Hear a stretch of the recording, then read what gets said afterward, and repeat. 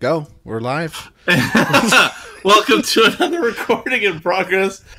The show that's so experimental that I thought, oh, Jim's just going to play the old music that we haven't played in forever to surprise people. No. But no, it turned out Jim was being experimental on me as well. We're going to take a little moment. Why are you blaming me? I wasn't blaming you. You said no music this time. Okay, fine. Whatever. I was trying to come up with a fun improvisational way to cover up and make it look like we planned that all to happen. That was the theme. So we take a busy day and a busy life where progress is going on all around you, and we take a moment, slow our progress down a little bit so we can catch it on a little recording. So we got all progress forward. And we got a lot to talk about with progress, especially Star Wars progress, but Jim is going to be talking about a little kind of musical progress. Oh, we're going to do that now? We're going to do that now. Okay, so let me just pull this up because I thought we were waiting for later to do this. Here we go.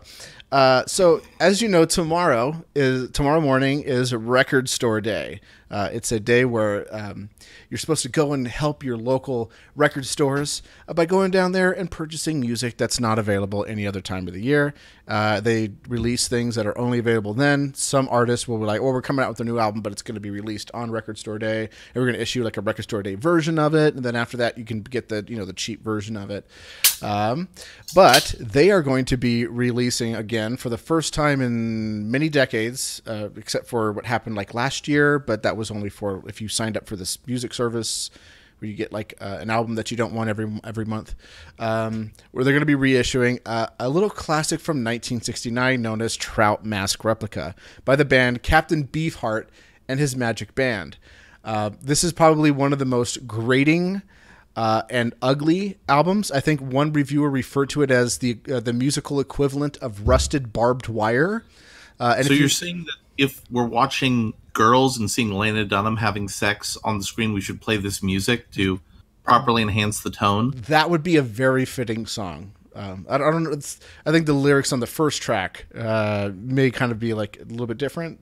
It wouldn't fit the mood, but the music would definitely fit the mood. And if you want a good feel for what this album is really about, just listen to the first song. It's called Frownland. It's one word. And it's not even 2 minutes long. And it's enough to get most people to go, I don't want to hear any more before the song even gets halfway done. And it sounds like a bunch of people are just playing random notes in their guitars. But it's not. Captain Beefheart was very meticulous about how he wanted this album to be played. He wrote every single note. And if any of his band members played the wrong note, he would know and make them do another take. And they rehearsed this thing over and over and over again. And in the very first song, there's something along the lines of 21 motifs and various time signatures that keep changing over and over again. On top of the fact that there's different instruments are playing different time signatures. And the drum sounds like it's not even playing a rhythm because it's trying to play two different time signatures at the same time so that the instruments, so the players who are playing the various instruments who are playing in different time signatures know what the fuck to play. So in other words, you're saying Captain Beefheart designed this so that it could be the most obnoxious accompaniment of music possible. Right. And he also insisted that because they had to rehearse this album at their home, and they didn't want their neighbors to complain about the noise, the drummer would put little pieces of cardboard all over the drum set, and decided that he liked the sound of that. And so when they went into the music studio, they played with those pieces of cardboard, which if you understand how drums work at all, everything's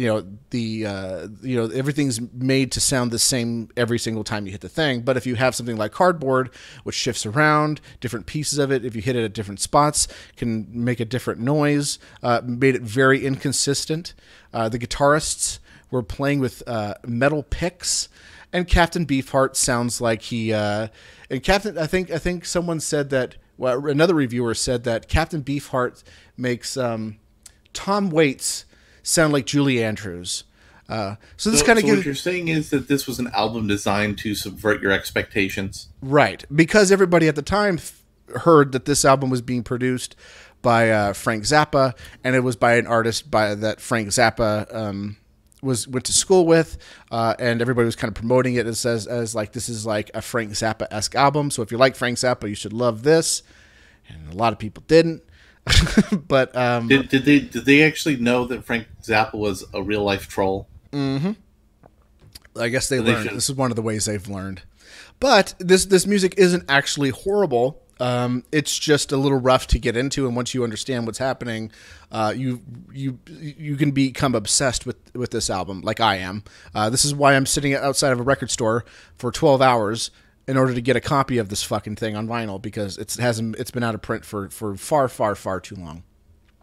And the National Archives had inducted this album into the National Archives in 2010, the same year that Captain Beefheart died. It was also the same year that Al Green's Let's Spend the Night Together and Take Me Out to the Ball Game were both inducted into the National Archive. So this is a very culturally significant album, even though you may have never heard of it, and even though you may not like it.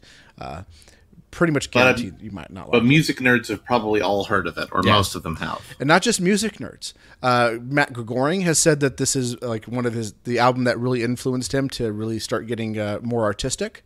Red Hot Chili Peppers has cited this as one of their influences. A little obscure avant-garde band you may have heard of called The Resonance said that like this was a very influential album for them. They loved Captain Beefheart, and that inspired them to create their band.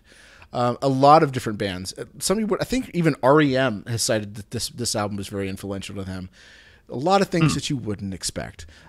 It's if you can get through the 80 minutes, I highly suggest you do, even if you can't stomach it, because the first time I listened to it, I was like, what the fuck is this?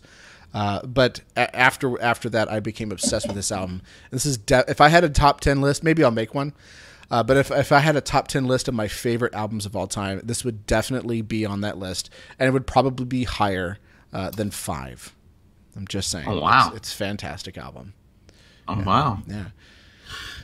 Yep. And like, I didn't know Record Store Day was a thing. Yeah. Oh, it's yeah. like, there's like two of them. It's like how you didn't used to know Free Comic Book Day was a thing. Yeah, it's basically the Free Comic Book Day, but instead they don't give away music. Asterisk. Some record stores will have like little packages that they do. Like I think there's a record store here called Zia, who they do little packages. So if you buy stuff or a certain amount of worth of records, then you get like this little bag, and inside it comes with like samples and some CDs and some little 10 inches or 7-inch records with demos on them and stuff like that. T-shirts, cups, that sort of thing. But I'm looking forward to getting this one. There's also another album, which I'm sure everybody has heard of if you've been into music since the 90s, a little band called Green Jello, which had to change their name to Green Jello with a Y.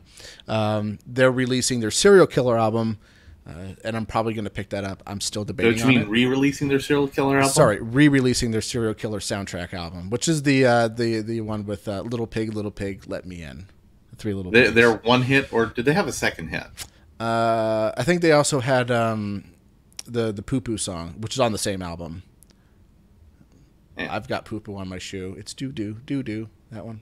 But everybody remembers Little Pig, Let Me In. Mm-hmm.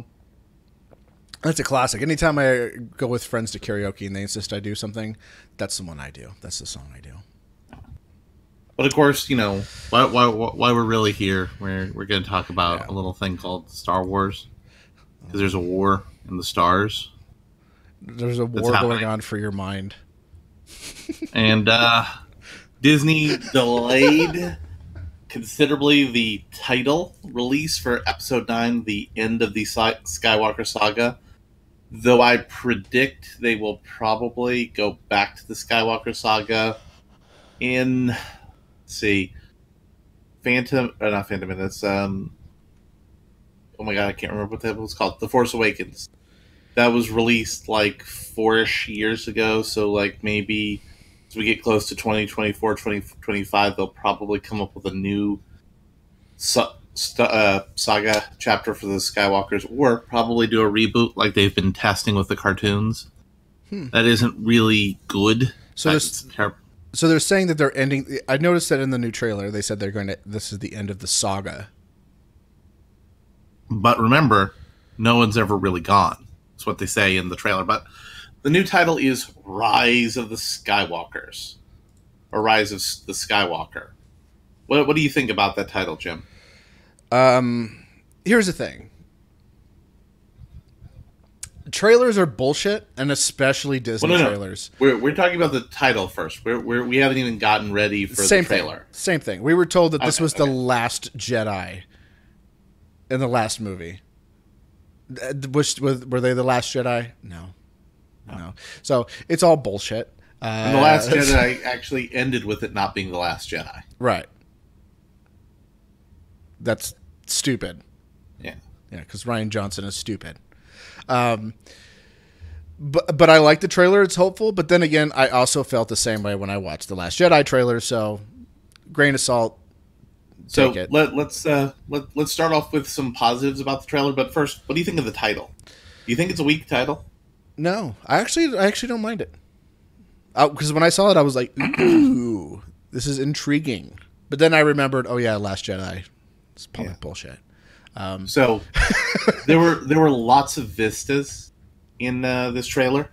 Beautiful vistas. Beautiful vistas. Very cool vistas. And I'm not making that as a joke. I'm saying literally there were the geographical feature called vistas frequently featured in the scene shot. I don't know if that's like a super duper inside Iggy joke. But I mean, this is a teaser trailer, and other than the obvious thing at the very end, it doesn't tell you much. When you hear Palpatine laughing. Was that Palpatine? That was Palpatine at the end. Nice. And so what do you think about the possible return of the only good thing from the prequel trilogy? Hopeful. But then again, I was hopeful when I heard that that there was going to be more Mark Hamill in the last one. And well, I mean, there was more of Mark Hamill. That wasn't particularly helpful. So, by the way, I don't know if you can see this image that I'm showing on the screen because of the delay, but I think it's relevant. Yeah. So, anyways, yes. Oh yeah. Well, we're at the. I was just about to segue into that article. Oh, so that's perfect. Oh no! Wait for the image to show. Remember, there's a delay. Okay. Good old Palpatine. It's still not showing for you yet, huh? But anyways, carry on. There it is. Yeah. There it is. Yeah. So, so Rian Johnson was asked about the possibility of being retconned, which is stupid, and it was asked by a stupid internet website called IO9. Mm-hmm. And actually, it was asked by somebody from MTV, who was even stupider. And so here's a quote. I'm also psyched about the things that they're going to explore beyond what we've already seen. Johnson said to me, kind of the most exciting stuff, pushing the limits of seeing stuff we haven't seen before in Star Wars. And to which he said, yeah, you know, they can do whatever they want to do. I just want to come in and not have any expectations and be surprised. You know, well, when did this become a standard for judging movies? Just not think anything about a movie? Not have any thoughts or feelings and just let the movie happen to you? When did that become a standard? Because that's a dumb idea that a lot of people on the internet have. Yeah. Oh, I can understand it coming from, like, listening to critics, because I know a lot of critics are stupid. I mean, all the critics were telling me that the Ghostbusters 2016 movie was going to be fantastic. No. No, it wasn't. Oh, no, it wasn't. So I can understand it from that perspective. But if I'm just going to be like, well, I don't know what to expect, so I'm not going to expect anything. You see, here's the thing. Do you go to a comedy show not knowing what to expect? Yeah, I go to a comedy show hoping that I'm going to get lectured about politics, and usually that's what happens. Do you go to a sporting event not knowing what to expect? No. Do you watch TV not knowing what to expect most of the time? If I'm watching the news, but other than that, no. I mean, really, Jim, don't you know what to expect from the news, though? Oh, yeah, Orange Man bad. So that's the point is, I don't understand going to watch entertainment and not caring what happens. You know, I want to see a good performance, and sometimes my ability to enjoy a performance, like, okay, I know what you're trying to do. Let's see how well you pull it off, how competent your performance is. Yeah, I'm paying $20 a month to get 3 movies a week, and I would just like it if it doesn't suck. Just It would be great if it didn't suck. Yeah, just yeah. one little small favor, just one tiny one. And speaking of a craftsman, although he's a craftsman of boxes, Mr. J.J. Abrams did an interview with Fast Company, which is a website that's focused on, running effective businesses. And they asked him some questions about the new Star Wars. How does it feel to be back after being away so many months filming Star Wars Episode 9? It's great for me, especially, and I said this at the bracket all hands meeting, just to see all the faces. Some people at the bracket at the company were here just when I was leaving. They just got here, and then a ton of people have shown up since I've been away. But come back home, business home, professional home, and have a fairly high percentage of people be brand new faces. It's a surreal thing, of course. I've known about it intellectually. I was prepared for it, but when you show up, all of a sudden, all these little, like, flesh and blood people with life experience and points of view, and, like, I'll hear things before, so I'll kind of know a little bit about everyone, and then they'll all the interns too. And then you get to see them in person. You feel like, wow, this is really Katie McGrath, Abrams' wife and CEO of Bad Robot, and all the department heads, Brian, blah, blah, blah, have done such a good job bolstering the team, and it's great to come back. I mean, obviously the answer is I'm just happy to be with his family home again. And then, of course, how did you feel when you were suddenly brought on to direct Episode 9 after Colin Trevorrow got fired out of a canon by Kathleen Kennedy because she fires creative people she disagrees with? I mean, Colin Trevorrow departed while the film was still in development. That's what you say because you don't want to get sued by Disney. Those are the words you want to say if you don't want to get sued by Disney. I wasn't supposed to be there. I wasn't the guy, I was working on some other things, and I had something else that I was assuming would be the next, if we'd be so lucky. And then Kathy Kennedy called and said, would you really seriously considering coming aboard? And once that started, it all happened pretty quickly. The whole thing was a crazy leap of faith. And there was actually a moment where I nearly said, no, I'm not going to do this. I was trepidatious to begin with getting involved because I love Star Wars so much. It felt like it was almost on a personal level a dangerous thing to get close to something that you care that much about. And yet with The Force Awakens, I feel like we managed to introduce the new characters for some new people, new actors. It continues to run in a way that I thought had heart, humanity, and humor and surprise. Though, of course, I'm aware that there are critics of the movie, and I felt to me like we dodged a bullet. Like we got in there, we got to do something, and I felt loving Star Wars as much as I did. When I got there, like somehow it was special, a selfish level, something I was really happy to have done. Not just excited about doing, but happy to have done, and asked to have it happen again. I felt a little bit like I was playing with fire. Like, why go back? We managed to make it work. What the hell am I thinking? And there was a moment when I literally said no, and Katie said, you should do this. And my first thought was, has she met someone? And then I thought she usually write about stuff. His wife, Katie. And I thought she's usually right about this stuff. And when she said it, I think she felt like it was an opportunity to bring a close to the story that had begun and had continued. Of course, I could see that even through the last thing on my mind was going away and jumping back into that, especially with the time constraints that we were faced with. So, first of all, J.J. Abrams' first thoughts when his wife wanted him to go redo Star Wars is, am I being cucked right now? Am I being detained? Am I being detained? I mean, in all honesty, I can understand what he's saying. These are like completely normal statements. And then he talks about the time constraints of making this movie. Because when he came back in, he had no script. And have a release date and have it be essentially a 2-year window where you're saying to yourself, you've got 2 years from the decision to do it, to release it, and you have literally nothing. Yeah. You don't have the story. All the ideas that you originally had for this trilogy are in the fucking garbage. They were thrown in the garbage by Rian Johnson.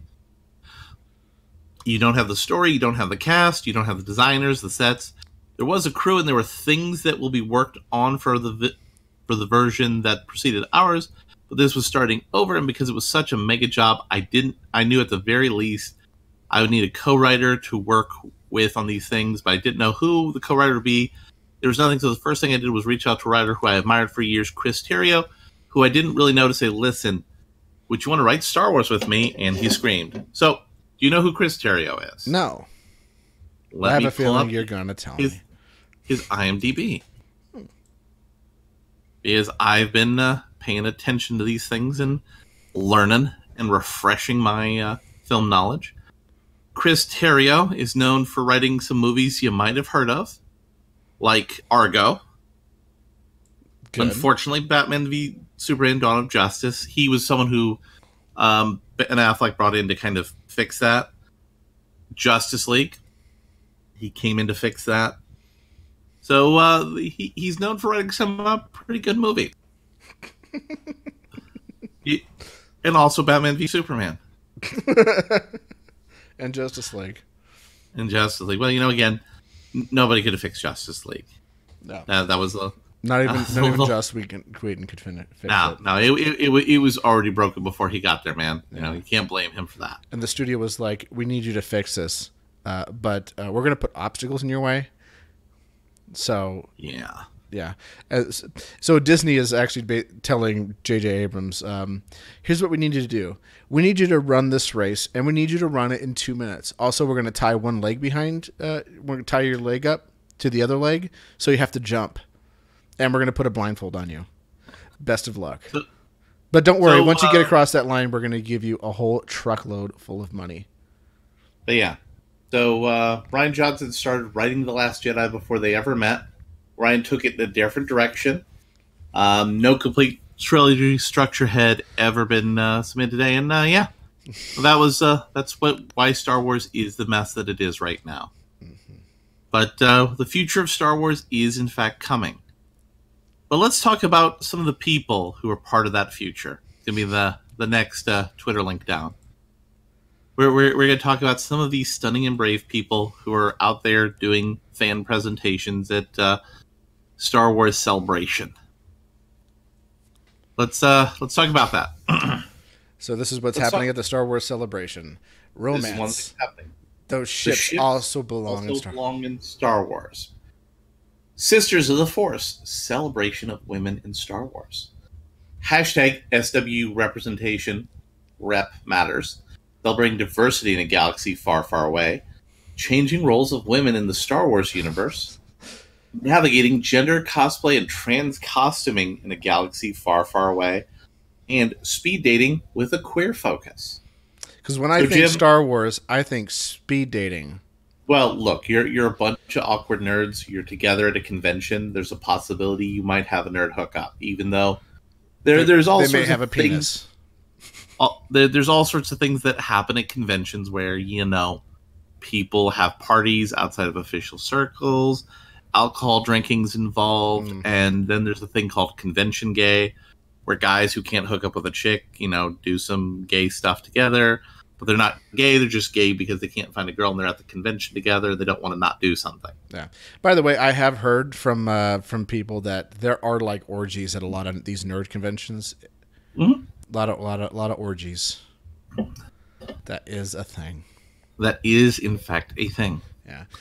We have some others. But I used to have this feminist co-host on my other podcast who used to get upset whenever she was offered to be on a panel like women in Bitcoin or women in libertarianism or women in XYZ, because it was like, why don't we just have panels and then have some women on those panels?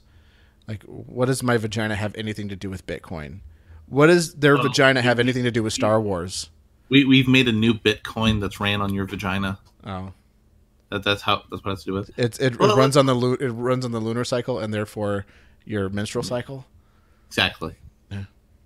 So let's read some of the brief summaries here. Hashtag SW Rep Matters is an online celebration and advocacy campaign for diversity and inclusion in the Star Wars universe. On this panel of diverse fans who started the hashtag, will relay to audiences their experiences navigating gender crossplay and trans costuming in a galaxy far, far away. Whether you're looking to make a costume for a Star Wars character whose gender is different from your own, or you're looking to learn how to pass better in costumes, our experts have tips. Changing roles of women in Star Wars. Again, Leia Organa was a revelation of self-rescuing, wisecracking princess. In the years since, we've met more women in Star Wars, and all of them have been interesting. Shipping in Star Wars, trans has aged and gender and as old as either is the question of whether Leia would end up with Luke or Han. Yeah. Pride Squadron, creating a space for queer fandom. Pride Squadron is the LGBTQ plus subgroup for volunteer costume and droid building clubs that work under guidance from Lucasfilm. We provide to the community to the LGBTQ plus. So I have a question. All right. Yes. How come the female stormtroopers costumes always have a bulge? Well, that's an interesting question. I'm going to post this up. So there you go. Why is there a bulge? I don't have an answer for that. I have an answer for that. That's a very Star Wars related answer. Well, what's that answer? It's a trap. So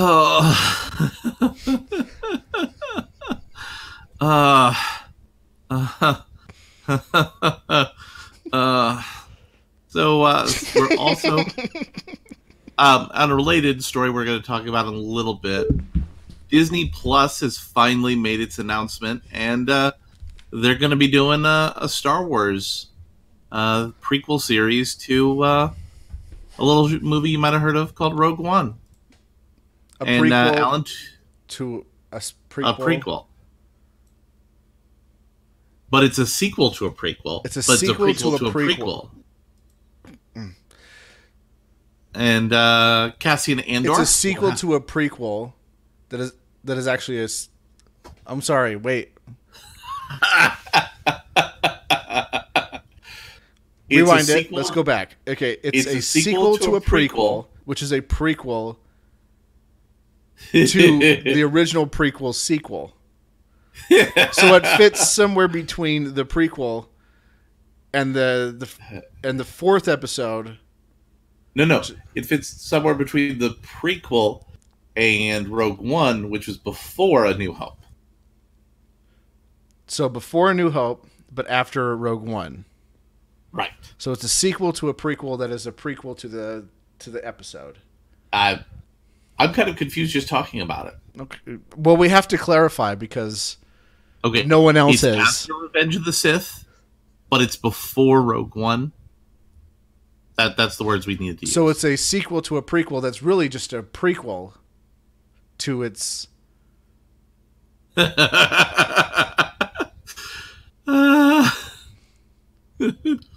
Maybe this is why Disney is talking about a slowdown of Star Wars theatrical releases. Let's just do that because it doesn't hurt my head.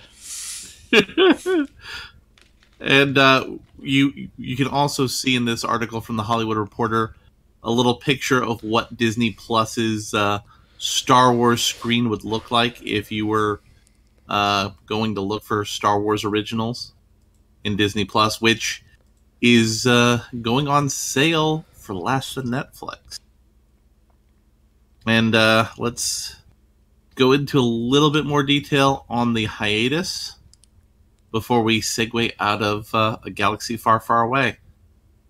According to Walt Disney Company CEO Bob Iger, Star Wars movies will go on a bit of a hiatus after Star Wars Episode 9, Rise of the Skywalker. Speaking to Bloomberg, Iger discussed a bit about Disney's plans were following Episode 9. He mentioned while there are movies currently in development, none have been announced. Well, they have been announced, but they haven't been announced. And that Star Wars movies will take a bit of a break following the release of the final film in the latest trilogy this December.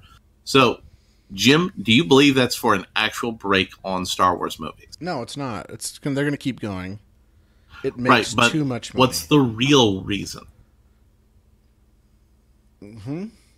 What's the real reason? I don't know. Oh, because everybody's upset about Last Jedi and Solo. So you know how Disney recently consumed Fox movies? And Fox had a billion-dollar franchise that was going to allegedly be a threat to Star Wars. You might have heard of it, called Avatar. Not The Last Airbender, The Blue Cat People. Oh, yeah, the quasi-furry, 3D quasi-furry porn. Yeah, so there's going to be a second, third, and fourth movie coming out. I think those are the ones that Cameron has just those done. So the question would ultimately become, because Disney's strategy is dominate the 12 biggest weekends for movies with tentpole summer blockbuster style movies. How can you fit a Star Wars movies into that, MCU movies into that, Avatar movies into that, Disney live action movies into that, and Pixar movies into all that? You can't. There's too much stuff, which is why they're having a Mandalorian show, a Cassian Andor prequel series, and Star Wars The Clone Wars coming onto Disney+. They're stoking the Star Wars fans, but they don't have the room to do Star Wars on the big screen. What is Disney? What is Disney Plus, like Atheism Plus, where it's like, no, we're gonna have Disney, but it's also going to be inclusive to. It is going to be as cancerous as Atheism Plus, though. Okay, it's Disney's own streaming. It's service. Not a thing anymore. Yeah, it's Disney's streaming service that's competition for Netflix. We're going to be talking a little bit more about that later on in the show. Oh, great! But we're gonna we all love Netflix. We do love Netflix, as we're going to be discussing in detail soon. In detail. But we're going to talk about Epic Games discussing a little oopsie doopsie. Oof. Epic Games boss debunks spyware and Tencent conspiracy theories. Among the many criticisms leveled against the Epic Games Store, which is the new competitor to Steam, perhaps the most bizarre is the accusation that it is in fact spyware, not any old spyware either, but Chinese spyware. According to the conspiracy theories, the Communist Party of China has access through Tencent, which owns 40% of Epic Games. Today, Epic CEO Tim Sweeney tackled these claims.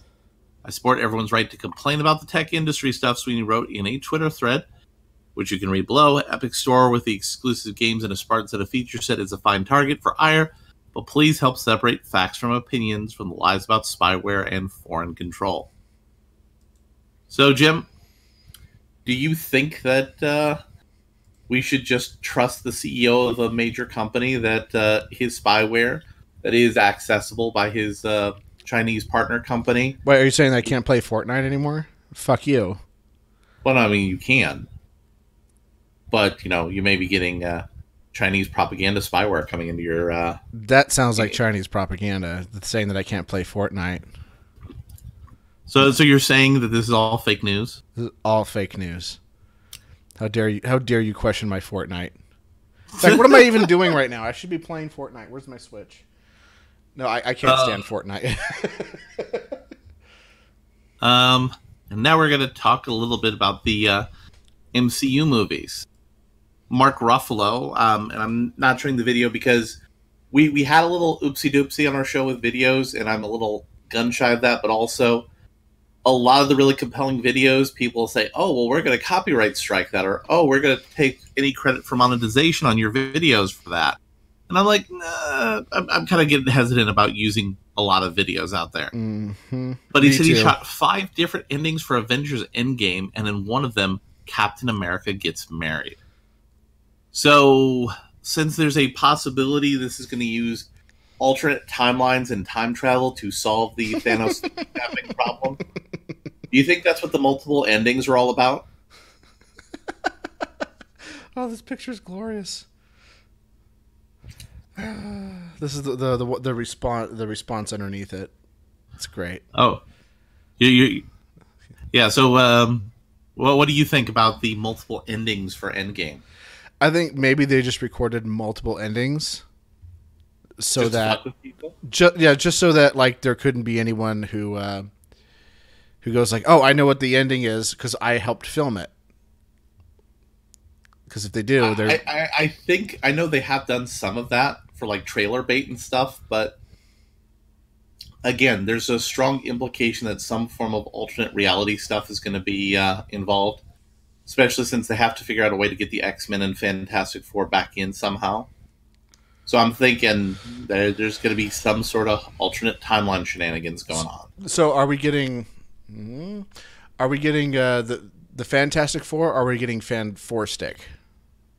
Well, we're getting the Fantastic Four. Disney knows enough to leave that trash in the garbage. Okay, so they're going to recast? Yeah. But we're going to talk a lot more about that in a moment. Okay.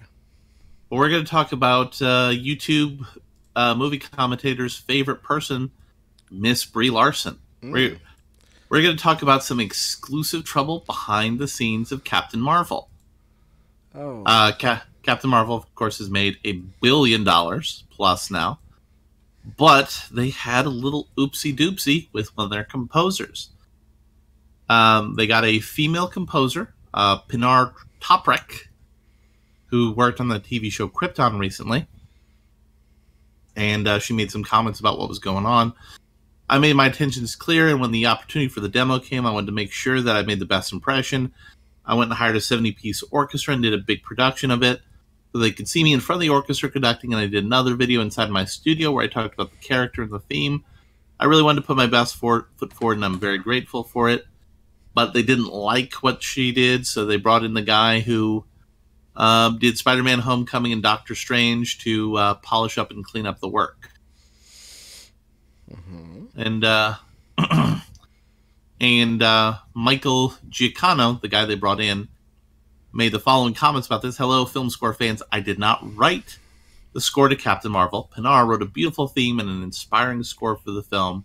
When you work with Marvel, you're working with a family, and as a family, we support each other in whatever way helps the film succeed. All artists who work at Marvel are there for one another to advise and offer solutions in order to make the film as great as it can be. Audience was working on Spider-Man 2. I was asked to check out Captain Marvel and offer my thoughts, which I did, and ended up with a few cues within.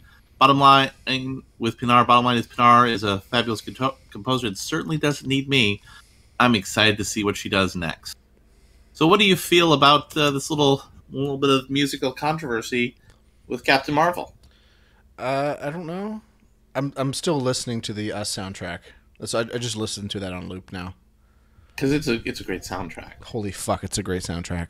But the soundtrack to Captain Marvel was only memorable when you thought about, wow, this 90s music is completely out of place for these scenes. Yeah. I'm Just a Girl. Again, I think that I'm Just a Girl thing would work if it was like, oh, they bumped the 90s jukebox. That would have been a good idea. With the little fight in that bar. Yeah, you know the one with the little spinning CDs at the top? Yeah. They could have had one. Yeah, that would have been great. But they didn't do that. So, but we're going to go in really deep for Brie Larson because since we're not doing a bad Amazon movie this week, I tempted Jim into watching a really bad movie on Netflix. Brie Larson's The Unicorn Store, which is in my nomination for one of the worst films released, or in her case, re-released in 2019. So, The Unicorn Store was produced by a production company that was seeking out ways to promote women in movies. So they went to Brie Larson as an Oscar winner and said, hey, we want you to direct. They hired some lady who wrote a couple of TV shows to write the script, and that became The Unicorn Store. So how do you describe your trip to Unicorn Hell, Jim? The best way I could describe it, and I still think, even after reflecting on it over the last 12 hours, is it seems like that would be the result if someone said, hey, crazy cat lady, I have a whole truck full of money, and it can all be yours if you make a movie. And this is the movie that she would make. And it would be about a crazy lady who thinks she's going to get a unicorn. So, first things first, Jim, what do you think about how racist this movie was? I didn't really I mean, I noticed some things, but I didn't really realize how racist it was until you pointed out a couple more things. So one of the first things I saw was her parents, who are camp counselors for what's the term? Urban demographic youth. Urban demographic youth. They were like, yeah, some of the gangsta kids like this stuff or something along those lines. And I was like, wait, what? I'm sorry? Wait, what? I thought this was supposed to be a very inclusive film. Yeah. And of course, Samuel L. Jackson was so much of a magical Negro, and not just because he was selling a unicorn. So, do you know what the magical Negro is? Well, maybe we should explain it to everybody else. And I'm not 100% on it enough to explain it. So, the magical Negro is a trope that can be considered racist depending on how it's used. It's about a black man who has magical powers and is soft and inoffensive, who comes to some white people and helps them sort out some white people problems that don't actually matter. He's not really given any personhood, any agency. And, he's basically a slave that makes the white person's life better. Oh, so you mean like zippity doo dah, zippity a? Yes. Okay. Uncle Remus would in fact be the most prominently known magical Negro. Okay. Also, Bagger Vance from the movie Bagger Vance. Also, that Will Smith movie where he was helping people get women. That was like a softer version of the magical Negro. And we had a second magical Negro that was the boyfriend for Brie Larson's character. That again sublimated himself to help this crazy white lady who wanted to get a unicorn because she was promised one by her parents when she was 9 and she didn't get it. That was one of the driving conflicts of the movie. I wanted a unicorn when I was little and you didn't get me one. That was something a person decided should be a driving character trait in a movie, and they just said, yeah, let's go with that. Yeah. Also, it has bizarrely childish ideas about what work and what art school is like. Mm-hmm. And there was a lot of weird scenes that I kept seeing that I was just like, this doesn't make any sense. It doesn't seem like it's trying to be weird for weird's sake. It was just weird. Like there was a scene where her coworker was like, oh, you're up late. And she was like, yeah, I had to work on the whatever account or whatever. And she was like, okay, well, yeah, turn the lights off when you're done. But she was walking around with the lamp. And not just a lamp. The lamp was plugged in, but she was just walking around with it. Mm-hmm. And I'm sitting here wondering, how... Go home and watch a show on Dateline NBC about how professional women get murdered on their way home. Yeah. Better watch it. I'm just going to take this lamp with me that's on right now. And just walk away, because it's definitely not plugged in. And so let's talk a little bit about art school for people who may think, what do you mean you can't just randomly do crap at art school and not get an art degree? So let's say Jim or I wanted to go to radio school, because that's a thing that exists. It's slowly not being a thing that exists, but yeah. Slowly not being a thing that exists, but it does exist still. Like, what we would do is we would take some clips of Recording in Progress and the Lulberts and some of the other shows that Jim has done, and we'd go to the art school, and they would judge those, and they would say, okay, you maybe have something that could be refined into actual talent and skill that'd be good for radio. We'll take you on as a student. Which means you have to know how to follow basic instructions. Mm-hmm. I don't know, you've had to do in school since kindergarten. It's been repeated into your brain. But the beginning inciting incident of the movie is her character doesn't understand how to do that, and she just vomits rainbow diarrhea on the wall. Mm-hmm. And that's a little unfair. And sequence? It's actually a little unfair because it's decent composition, but it's definitely not the composition she's supposed to do for that assignment. Right, and they gave her a little. They gave her a little, what are they called? Canvas. They gave her a little canvas and put it on the wall, and they were like, you could tell because when you saw all of everybody else's, they all painted on the canvas, where she was they were standing next to their portrait, so you could judge artistically how that worked out. Yeah, and she just did a whole wall piece, and then there just happened to be a canvas in the middle of it. And no, F. Yep. Did not follow basic instructions. And this inability to, do a thing that she had to do to get into the art school in the first place led to her having a soul-crushing depression that required her to get a unicorn. Also, unrelated to... Did you notice how racist this movie is? Did you notice how sexist this movie done by super feminist Brie Larson is? Explain. So, in the mythology... not anybody could go and get a unicorn. You know what the number one trait was for getting a unicorn to come up to you? Being a whammons? Not just being a whammons, being a virgin. And we have this autistic child person here who pursued the unicorn until she got a black boyfriend. And once she got a black boyfriend, she wasn't worthy in her own heart, or she didn't need the unicorn. That's just one of the little weird bits of sexism in this movie. It's a bit racist too. Also racist. Yeah, I can't have a unicorn because I have a black boyfriend now. Yeah. And, of course, also you get the sexism of the girl lying about being pregnant and raped to make something up. You get the sexism of the lady in the office saying, I really just want to make Etsy art, but I'm afraid no one will buy it. You know, there's a lot of deep sexist themes and tones that are repeating in this movie over and over again. Yeah. And it's just really bizarre. Like, you know, we talk about people like Brie Larson being moral hypocrites.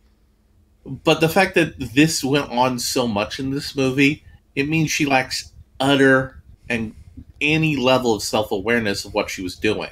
All right. Can we talk about the ad pitch? The ad pitch for the Mystic Vacuum? Yeah. What do you want to talk about with the ad pitch for the Mystic Vacuum? So when she was doing the ad pitch, okay, so they kept saying that everybody at this place just doesn't know what they're doing, and he has like this little quote unquote melodramatic scene where he slams on the gate.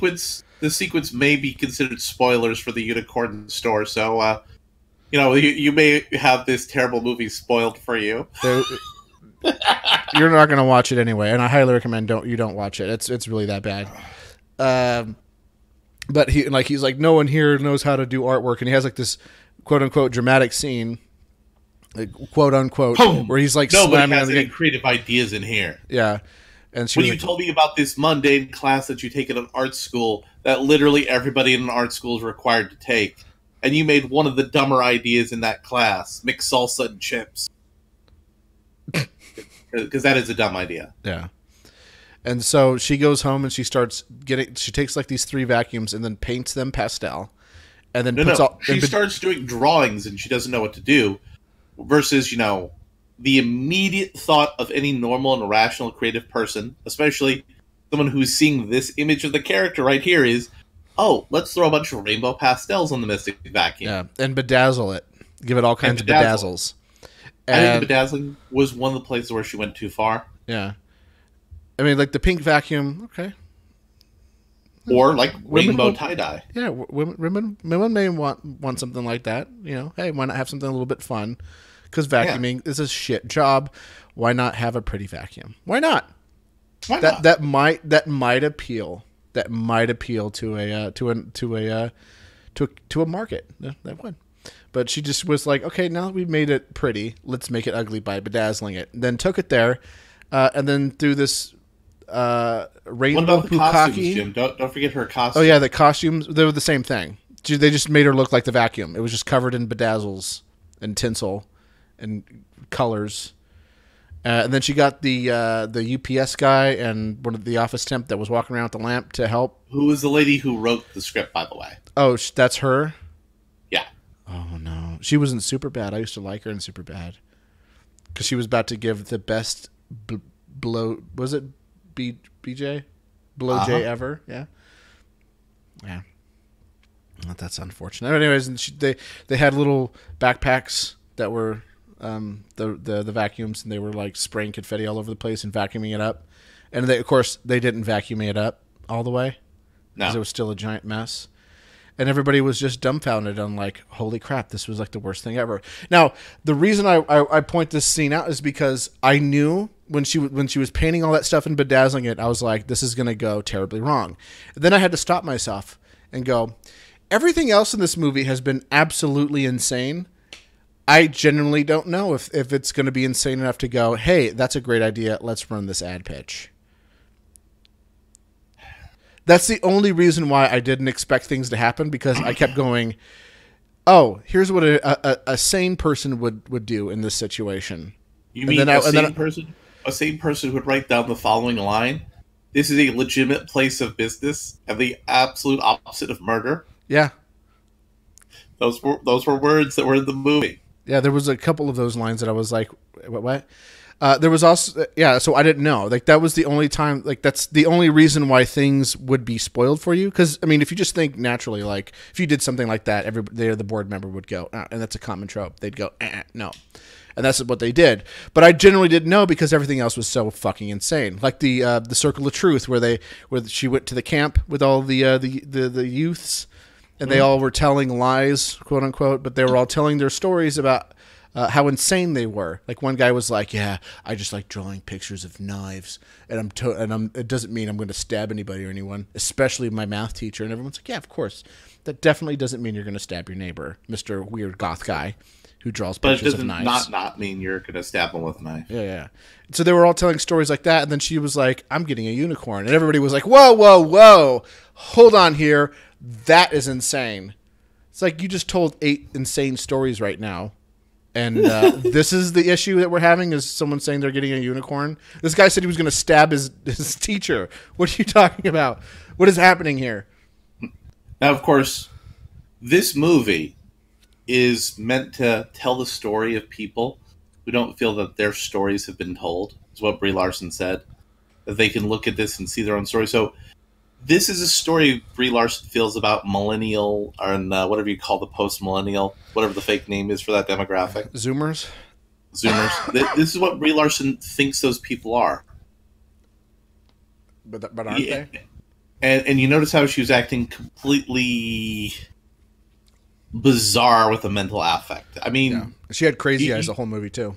You said you see people like this when you work at mental health institutions. Right. So I work for a medical agency, and so they ship me around all different places. Sometimes I work in ICU, sometimes I work in TRU, sometimes I work in psych facilities, and there's a certain psych facility that I go to that's really a dedicated psychiatric facility, and it's got 2 floors that are like that. And oh boy, have I met people like Brie Larson in this movie. Kit. Like Kit. But they're much older. And And they have that same look on their face, and they tell me these exact same stories, except they also have lots of cats. Lots and lots of cats. And that's the thing. That's the unicorn store there. Yeah, it's a hot mess. It has moments of being almost Tommy Wiseau-esque. Mm-hmm, but not enough to be entertaining. Well, it could be, but, she holds it back in places, which is baffling. I mean, you just look at that presentation there. Yeah. You should just run with that, sweetie. This is the movie. The essence of the movie is in this image of your face. Confusion, befuddlement, and a bunch of bright colors splattered everywhere. Also, she was wearing a necklace like a small child would wear around her neck as an adult person. And bracelets, too. I could pull that picture up. There we go. So you can see, she wears, all those kitty stuff. She looks like a kid who was obsessed with Rainbow Brite in the 80s who never got a new wardrobe. Yeah. And, but she's the future face of the Marvel Cinematic Universe, and there's a 5-year plan that's coming out, and let's talk about that 5-year plan. Oh. So we've talked for Civil War. Comicbook.com, fuck you. In the neck. No, we're going to the Gizmodo article. Right, but as soon as I moved that tab over, it was like, oh, I'm visible now? Time to play auto video. Fuck Dear you, comicbook.com, you are a fucking awful website. Yeah, fuck you in your neck. Ashamed of yourself. And I will never frequent your website ever again, unless we're doing a show where you have an article that's relevant to my thing. But I'm never going to patronize your website ever again. Because you're freaking terrible. Because that's my rule. If your video auto plays when I go to your website, I'm never going back. Ever. Because that's a great way to get spyware on your computer. So, right. Kevin Feige is putting the kibosh on fans who want Fantastic Four and X-Men, because he has a 5-year plan that's already booked with movies. So we're going to be seeing a Black Widow movie. We're going to be seeing a sequel to Doctor Strange. We're going to be seeing, of course, a sequel to Black Panther. And we're going to be seeing a third Guardians of the Galaxy movie. I'm okay with all of those. Now, let me talk to you about the New Kids on the Block. So we're going to be doing... We're going to be doing a movie about the right stuff. Shang-Chi. So Shang-Chi is now the designated Asian character. And we're going to be doing an official Asian-themed thing. So Shang-Chi in the comics, basically Bruce Lee. He's basically a superhumanly good kung fu practitioner. Okay. And he's even beat various superheroes. But in the more recent comics, they combine Shang-Chi with another Chinese character called I forgot what they called him. Multiple Man? No. Collective Man, I think is what it was called. So there's a Chinese character that could split into a whole bunch of people and then merge into a single person to represent, the powers of the Chinese government. So now Shang-Chi has the ability to create unlimited multiples of himself. And we have the Eternals. So the Eternals are... Did you ever pay attention to Thor Heyerdahl? And the Ancient Aliens guy? No. So, I'm not saying it's aliens, but it's aliens. One of the things back in the 60s and 70s they said is that aliens came around and monkeyed around with human DNA. So around that time, somebody at Marvel Comics said, hey, let's make aliens that monkeyed around with human DNA and have that be sort of directly responsible for all the superheroes. But let's also say they made basic carbon copies of the gods, which are also characters we have, but these are versions of the gods that we can totally make copyrighted intellectual property of. So you have things like Ikari, who is a takeoff on Icarus, Zurus, which is a takeoff on Zeus, Thena, that's a takeoff on Athena, Cersei, that's a takeoff on Cersei, but it's a good character, and the Eternals are going to be a movie, and they have rivals called the Deviants, who are also made by the same super advanced aliens that have already been teased in the Marvel movies, who look like demons and monsters. Except for one of their characters that's a mutant who totally looks like a normal person. And that's going to be the other movie. And they're going to tie that in most likely with Guardians of the Galaxy 3. And those are going to be the big things they're launching it, but they're going to make one of the Eternals gay and make that be the flagship show to promote gay people for the movies. So, do you think that this new agenda in Marvel is going to stop the very positive progress they've had over this chain of 22 successful movies, which have grossed on average? I want to say this, on average, each Marvel Comics movie has grossed $960 million. Maybe. I mean, they did tone down a lot of the stuff in the... Because I thought it was... Everybody was out making it out to be like Captain Marvel was going to be like this, whammons, respect whammons thing, and it had elements of that, but it really wasn't. But it really didn't do them well. Yeah, it didn't do it well either. But I don't think that's I'm not good saying either. Yeah. And I mean, I think honestly, Captain Marvel succeeded on the fact that Disney is just super good at branding. Yeah, I really don't care if my movies have messages that I'm not completely on board with or cringy, or even ones that I agree with, but I just kind of roll my eyes about. Like, even if it was like God Doesn't Real, whatever. Okay, it's cringy, but so long as the rest of the movie's okay, I'm okay with it. And Captain Marvel was okay, so I was okay-ish with it. I still don't think it was okay, but it's not as bad as something like Dumbo or Hellboy or, God forbid, the Unicorn Store. Or most of the DCEU. Well, no, the DCEU is it's on a good track. It's on a good track now, but I mean, Suicide Squad, Superman versus Batman, whatever, Justice League, those were all terrible movies. But you notice how all these movies have been good when Zack Snyder's not been involved? Yes. Almost like Zack Snyder was the problem all along. It's almost like a guy who thought, in my movie, Batman would have gotten raped in prison, shouldn't have been making superhero movies. I mean, I'm just putting that wild idea out there. Yeah. Just putting that out there. What are you talking about? I thought it was a great film. I thought that was a great Batman vs Superman. That was a great film because it had Turkish Airlines in it, and that's what made it realistic. So I'm never gonna let that down. No. And I'm actually going to superimpose something a little different for our link strategy for the next bit. So, as you may know, the newer Marvel stuff is not considered as popular. People, what's going on with you, Discord? Oh, there it is. It's not considered as popular with people because of a variety of reasons. You know, a variety of reasons. We can talk about forced politics, you know, online weirdos that we're going to be talking more about. But Jeremy Renner is making a Hawkeye series that's focusing on him mentoring Kate Bishop, who is part of this vanguard of we're going to replace different characters with characters of the same name but a different gender. And he's going to be mentoring her in the Hawkeye series on Disney+.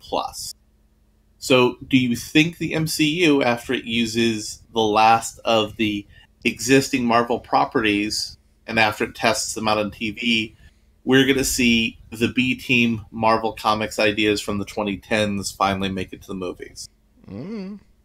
I'm down with the Hawkeye series, because I do like Hawkeye. Right, but it's going to be about him passing it on to a girl who's totally better at it than him in every way. Or at least that's how it's written in the comics. I hope that the TV show will be better. Also, there's going to be Marvel shows for Falcon and the Winter Soldier. There's a buddy cop movie about who gets to be the next Captain America. I don't know. There's going to be a Loki movie and a Vision and Scarlet Witch movie. And Vision and Scarlet Witch is because it was actually an iconic comic book thing. Okay. So that's the future Marvel Comics, but Mr. Mouse has been having a pretty good week this week, and they had a whole bunch of investor conference questions. And we're also going back to Variety and talking about the Disney investor questions and their answers about Disney Plus. So, does this question have a solution? Yes. Perhaps a final one? It is not a final solution, but the details on Disney Plus, aside from the content it offers, will be less clear. The service is expected to be substantially cheaper than Netflix and release in late 2019, but no concrete price, although the current price is $6.99, has been announced, and Disney CEO Bob Iger has previously signaled interest in bundling Disney Plus, ESPN Plus, and Hulu together, though it's unclear exactly how Disney Plus will coexist with those two other services. I'm assuming it's kind of like what they do on Amazon, where you can tap in HBO and whatnot to that. Disney's video streaming push is considered a costly venture. It's already cost them $500 million. And they've already lost last year $1 billion trying to get this off the ground. And you get to have your own icon on the service, like a icon of your favorite Disney character. And they're projecting conservatively 15 million on the low end of the scale to 30 million subscribers on the high end by year 5. And they need to be closer to the high end to make a decent profit. And Apple is also going to be rolling out their own streaming service soon. And Steven Spielberg is expected to be a big push there and push a lot of content onto the Apple streaming service. And I expect them also to probably do what the DC service is doing eventually, and having an accessible database of Marvel comics to be able to purchase on there. But the Disney service is currently going to be all Disney licensed and original content. And their target is 30 million by 2024. So do you think Disney's going to be able to pull this big deal off? Are you going to buy this service? Hell no. No. I mean, don't you want to watch almost all the Disney movies? Because I'm sure Song of the South is not going to be on there.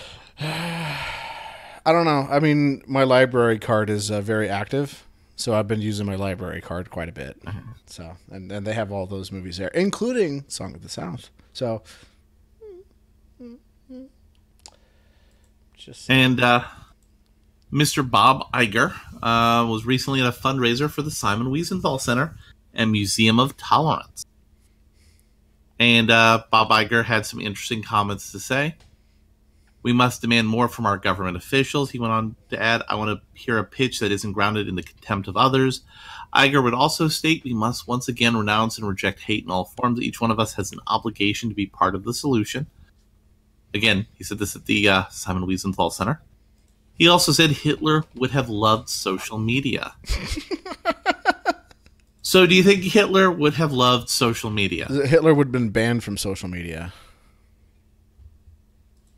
And called out both Democrats and Republicans and warned against the disappearance of civility, hinting about a transformation of the common ground of decency of democracy into scorched earth. And while Iger never mentioned Donald Trump by name, Deadline indicated it was clearly implied as he discussed the legacy of the Holocaust and the vile scourge of discrimination against rising anti-Semitism. So, do you think Donald Trump, who has a Jewish grandchild, a Jewish daughter, a Jewish son-in-law, do you think he's an anti-Semite? Do you think calling somebody an anti-Semite like that, without any, actual grounds, he's promoting, civility and the common ground of democracy? Of course not. Yeah. And Iger, former Disney chairman Jeffrey Katzenberg did indicate that Iger would not be running for president, which maybe it's because there's too many people in the clown car right now. Bob gives as a friend. Whenever I ask, he gave, except for one time, no matter how much I bet Bob, he just wasn't willing to run for president of the United States. Though he is planning to step down from head of Disney Studios in 2021. So, what do you think about these interesting comments from Disney CEO Bob Iger? They're interesting. But do you think he just happened to talk to a good, soft crowd? No, he also hosted a fundraiser for vulnerable Democratic senators in the 2018 midterms. On February 22nd, he hosted a maximum contribution of $32,400 per person. Will also be hosted by Alan Horn, chairman of the Walt Disney Studios, and his wife Cindy Horn, a longtime environmental activist, according to the invite. Minority Leader Chuck Schumer's on the bill, with the money being raised. This is actually an older one. But yeah, he's been raising money for far-left Democrats for the 2018 election. So, do we really want to trust Bob Iger as to what is part of our common cultural discourse? Perhaps not. No. Perhaps not. Perhaps not. And as we mentioned with Disney Plus, the stock of Netflix took a little bit of an oopsie-doopsie tumble with all this big announcements from Disney Plus. And I just want to get the exact number here from this article. Netflix took a 2% drop. Where we're not going to use the comicbook.com thing because it has a fucking autoplay article. Well, I figured out I can mute the entire site. So anytime they make another one, yeah. So, but the value of Netflix is up 19% year over year, which is kind of interesting about Netflix's business strategy. Is they just keep going up, even though they spend a lot of stuff, so they're not going up as much as they potentially could have. And now we're going to go into a little bit of comic book news. The Tick? Are you ready? Oh, wait, no.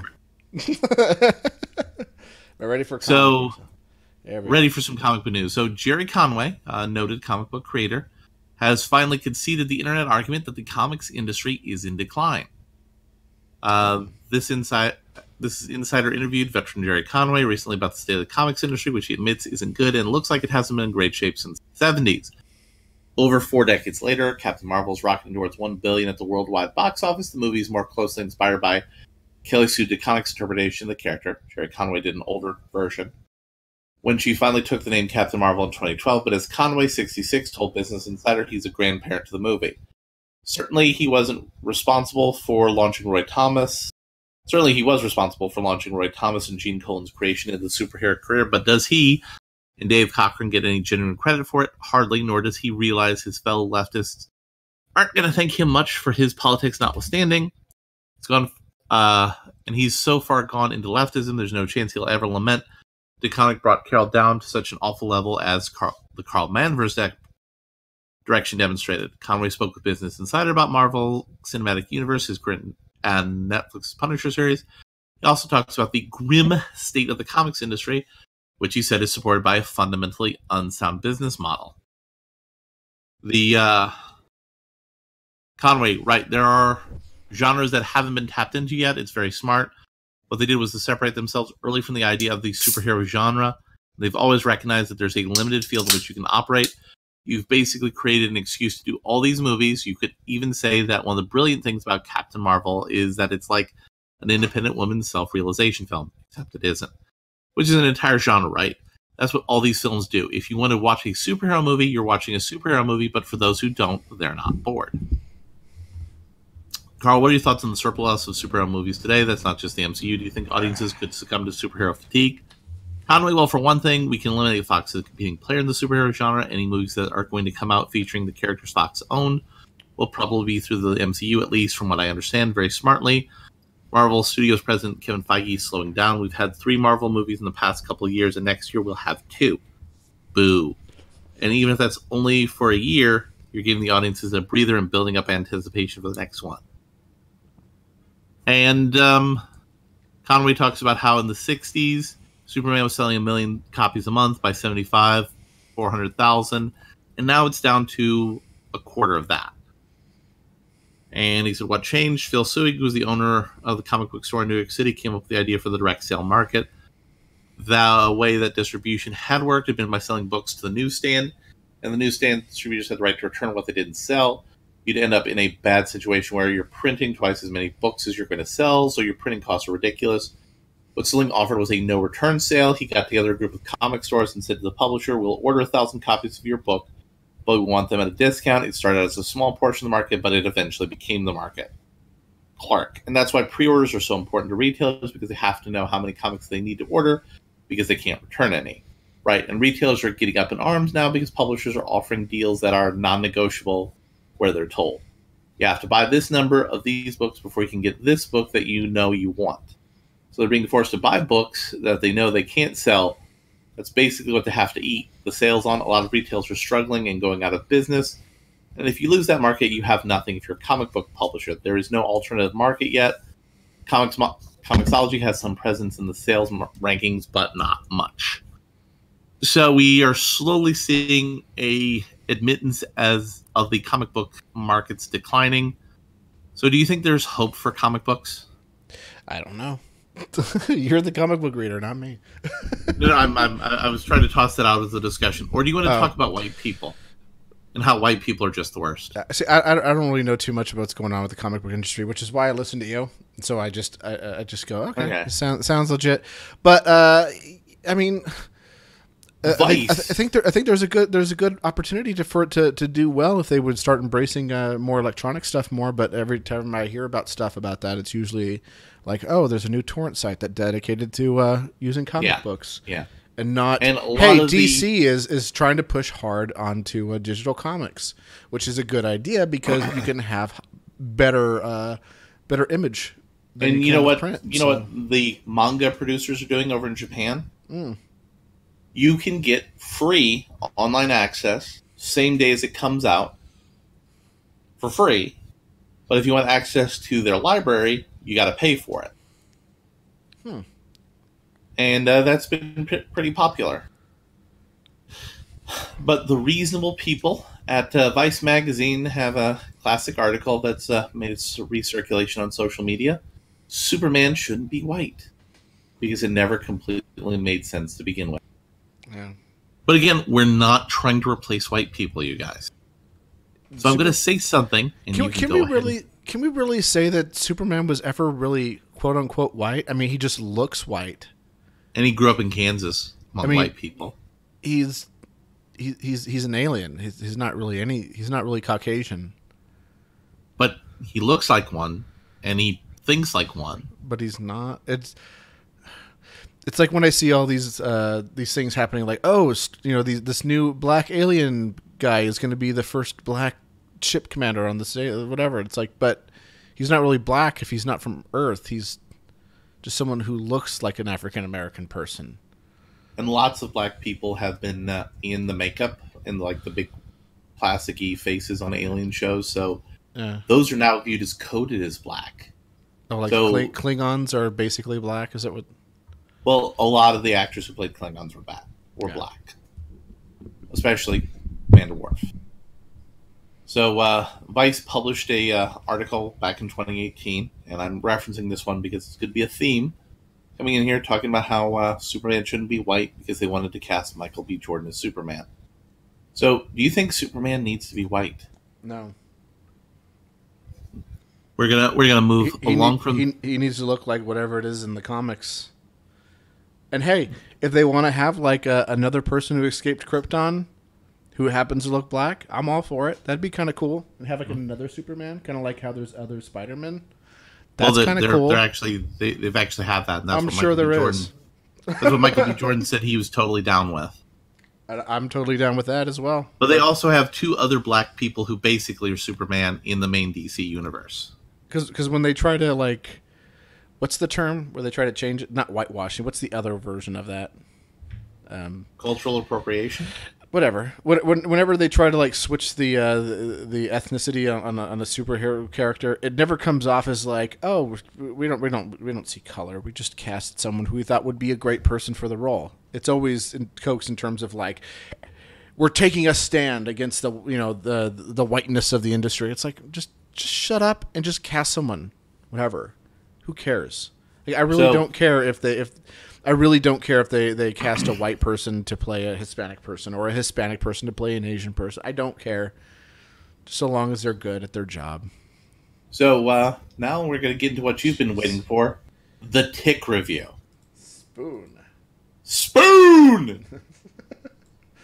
Okay, so I've watched the first half of it. I'll do the second half later. Basically, the premise... So if you don't know who the Tick is a big, dumb... what's the term? Who has amnesiac? Man-Mountain. Amnesiac, who is a class 5 superhero. Because in the show now we have classes of superhero that determines like how strong they are and whatever. He's basically invulnerable, and he has a strength of 12 men, a crowded bus stop full of men, and everybody doesn't know where he comes from. Not even he does. He doesn't know where he's come from. And we don't really know if it's because he has amnesia or if he's just stupid. Chances are it's a bit of both. But the story is mostly kind of around Arthur, which is kind of an interesting kind of take on the Tick, because usually it's always about the Tick, and then he finds Arthur. Whereas this is more about a story about Arthur, who happens to come across the Tick, or rather the Tick found him because, Lady Destiny compared them up to. And so the first season was about the Terror, which is like the main villain of the Tick universe. And so they defeated him, but his henchman, Miss Lent, is back. She escaped and is now trying to pass off as being a superhero to get into Aegis, which the Tick and Arthur are now members of Aegis. Which is a big governmental kind of body that kind of governs all superheroes in the nation. And they want to join it because the croissants are fucking awesome, because it has nano butter. And those croissants, nice. I will say that they do look awesome. They have a nice little waiting room so they can hang out and eat croissants, and it looks pretty awesome. I would definitely join the government if I can get nano butter croissants, because those look fucking amazing. Maybe not. I don't know. So the plot is really kind of centered around how Miss Lent is trying to get back into the game, but she has to be careful because she's a wanted woman after associating with the Terror. And so she disguises herself as being not a supervillain, but a superhero, and she sneaks into Aegis. And the Tick and Arthur are kind of upset because she's evil, and they're not allowed to reveal their secret identities at Aegis because that's against the rules. But if the agency knew that she was Miss Lent, it would be an issue. Also, there is also a subplot of Overkill, who is the anti-hero. He's supposed to be like a take on the Punisher, who was actually in the original comic book. I think he went under a different name, but I think he was only in one episode, and the Tick was like, superheroes don't use guns. Who took a promise not to kill anyone because the Tick saved his life, and he knew that because he has like this oath that anyone who saved his life, he owes him a debt. And the tick says, whatever, just don't kill anyone. And so it basically kind of neutered him and made him crazy, because that's what Overkill does. He just kills people. And then it turned out that Dot killed or saved his life and allowed him to start killing again. And so now there's a conflict between that. And also Dot is starting to realize that she herself has superpowers as well. Which is interesting because Dot originally in the first season was really hesitant about Arthur becoming a superhero. Now the rules were changed. Now Arthur is concerned that Dot is becoming a superhero as well. And she's kind of teamed up with not a particularly nice one. She's teamed up with Overkill. So far it's pretty good. It's kind of interesting to see where it goes. Aegis is kind of like an interesting little arc to kind of play on as well. And it made me want to have some Nano Butter croissants. That's the moral of the story out of all of this stuff. Jim's anti-statism can be bought off with croissants. Not just any croissants. It has to have the Nano Butter. Yeah. And so the main villain, by the way, the main villain of this thing also is a creature that lives in the sewers, which I also believe I don't remember. It's been a long time since I've seen the show. But the new villain that they're all after is a giant crustacean by the name of Lobstercules, which is a portmanteau of lobster and Hercules, as we've learned. They spelled out pretty clear. Who robs banks. So we're going to be taking a segue that we haven't done in a while, talking about the brutal corruption of the big technology industry. So, timestamp this at 9:51, Jim, because we're probably going to want to break this good thing out. The UK government has released a big censorship paper regarding the government's approach to online governance. Nick Monroe references a person posting on Twitter. The hashtag online harms white paper has been published today, calling for an independent regulator to hold internet companies accountable for content on their platforms. It specifically addresses disinformation and as an online harm that undermines our democratic values and principles. So, freedom of speech is a harm to democracy in the United Kingdom. And the quote from the actual thing is, "There is a real danger that hostile actors use online disinformation to undermine our democratic values and principles. Social media platforms use algorithms which can lead to echo chambers or filter bubbles where a user's pressured with only one type of content instead of seeing a range of voices and opinions. This can promote disinformation by ensuring that users do not see rebuttals or other sources that may disagree, and can also mean that users perceive a story to be far more widely believed than it really is." And let's scroll down here a little bit more, because Nick is very good at pulling some things out here. And also there's some joint ministerial thing from New Zealand. The internet is an integral part of our everyday life. So many people, nearly 9 in 10 UK adults and 99% of the 12 to 15-year-olds are online. As the internet continues to grow and transform, our lives are often for the better. We should not ignore the very real harms which people can face online every day. In the wrong hands, the internet can be used to spread terrorist and other illegal or harmful content, undermine civil discourse, and abuse or bully people. Online harms are widespread and have serious consequences. 2/3 of adults in the UK are concerned about content online, and close to half say that they have seen hateful content in the past year. Tragic recent events in New Zealand show just how quickly horrific terrorist and extremist content can spread online. And let me scroll down here. This will be overseen by the independent regulator, which will set clear safety standards backed up by reporting requirements and effective enforcement powers. And this one here is oversight for tech companies moving far beyond self-regulation. A new regulatory framework for online safety will make clear companies' responsibility to keep UK users, particularly children, safer online with the most robust action to counter illegal content and activity. This will be overseen by independent regulator, which sets clear standards backed up by reporting requirements, and effective enforcement powers. Although other countries have introduced regulation to address specific types of harm, this is the first attempt to globally address a comprehensive spectrum of online harms in a single and coherent way. So the British regulators are going to try to globally address harm on the internet.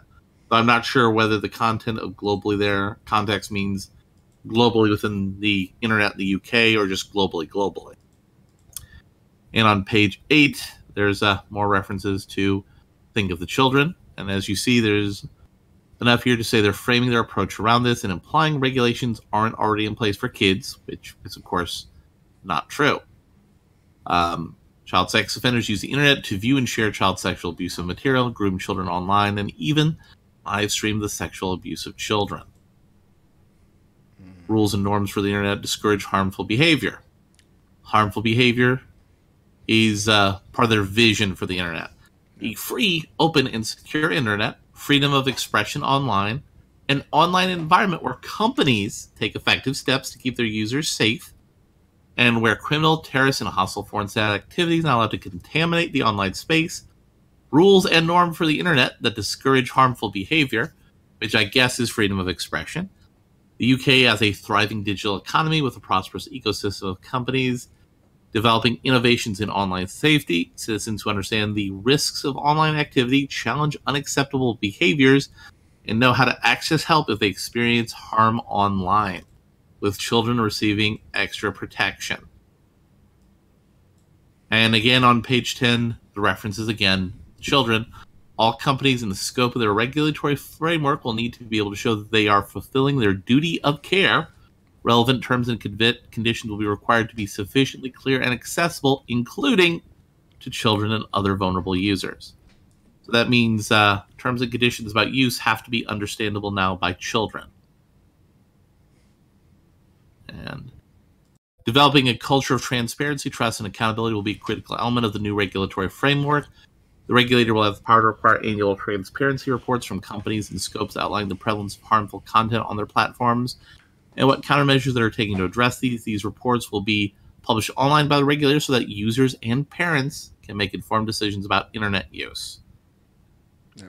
By the way, I've noticed that because I've been kind of fixing up my my other channel and kind of working on things, I started going through and checking, making sure that like a lot of the stuff that I have, that I don't want up anymore. There was one video that I did where I did it was called the most dangerous drinking game since the fall of Rome, where I watched a series of Davis MJ Arini videos. This was back when he still had his YouTube channel. And the idea was every time that he said something that was wrong or stupid, I would have to take a drink. And I got 16 minutes in and I was already hammered. So, yeah, it's just an idea. But because a lot of the topics were about how dumb and evil blacks and Jews and stuff are,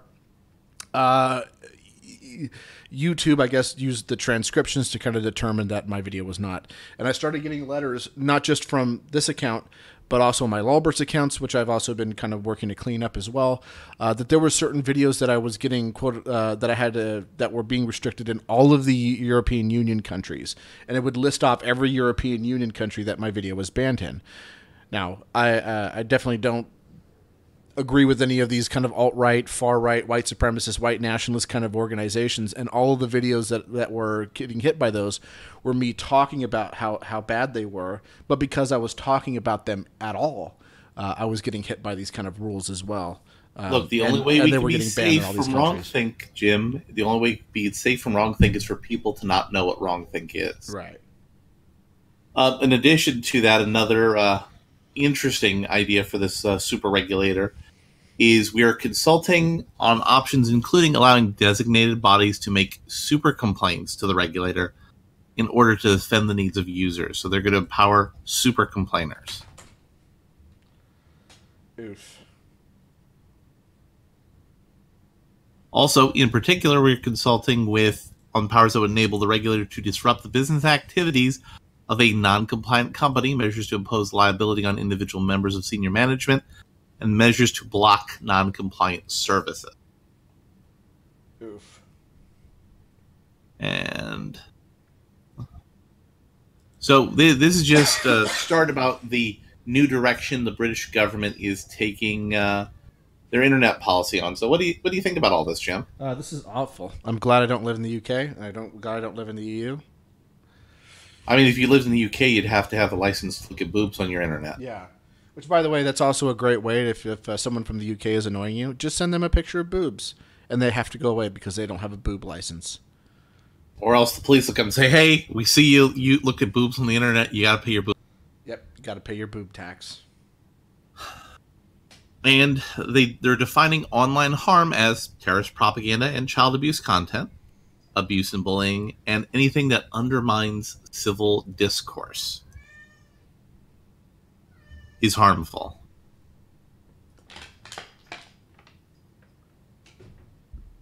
So, what should people do to not have this happen in their country? Abolish your government. Live in Anarcho-Capistan, obviously. All right, how about a reasonable? You want a reasonable? Okay, something that'll happen within your own lifetime. Oh, let's see. Vote harder, maybe. But that didn't work. Oh, also, they're planning to restrict advertising online and hours which could disproportionately affect children. Like in the morning? No, in the later day. Oh. That means the government is going to be regulating online ads. Oh. Oh, no. And how are companies like the YouTube and Facebook and all these other companies, how are they going to deal with all of these weird regulatory standards, as well as non-regulation from countries? Wouldn't it just be easier for them to impose a single safe standard for everybody? And now we want to go to the next article by Nick. I already had it up. Oof. Yeah. Safe design. And safe by design. Okay. Yep. Defining private and public and online space is complex from a technical and legal standpoint, but they're focusing on targeting, in that same presentation, 4chan and Discord. They're going to try to regulate it? Yeah. How do you regulate 4chan? No. But they're going to have to, of course, pay for this, and the regulator will be funded by the industry in the medium term, and the government is exploring options such as fees, charges, or an industry level to put it on a sustainable footing. So they're going to tax the heck out of the internet and also put an internet user tax on top of the already existing in the UK internet user tax.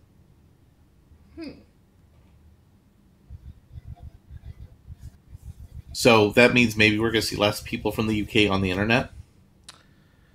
Is that a bad thing, though? I don't know. Is that a bad thing? I'm kidding. I joke, I kid. And let's see here. Yeah, but I just think it's kind of interesting that I've been getting these. I wonder if I could pull one of them up and I could read it.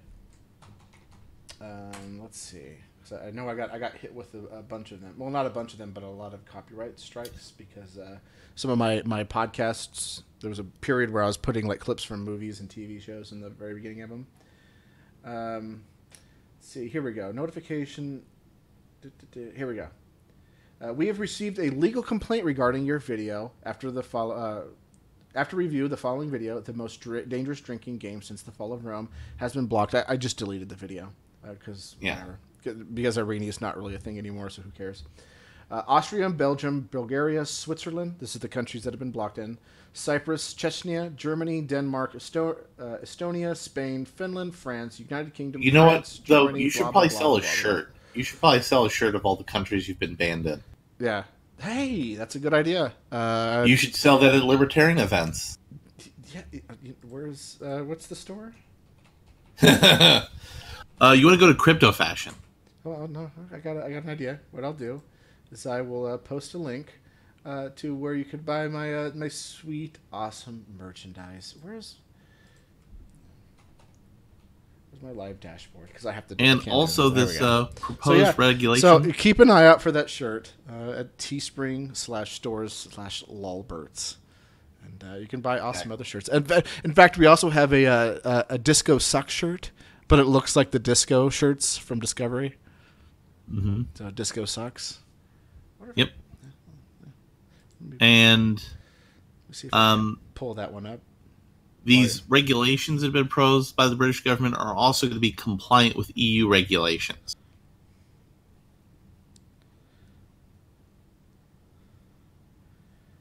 Here we are. And it's also available in women's.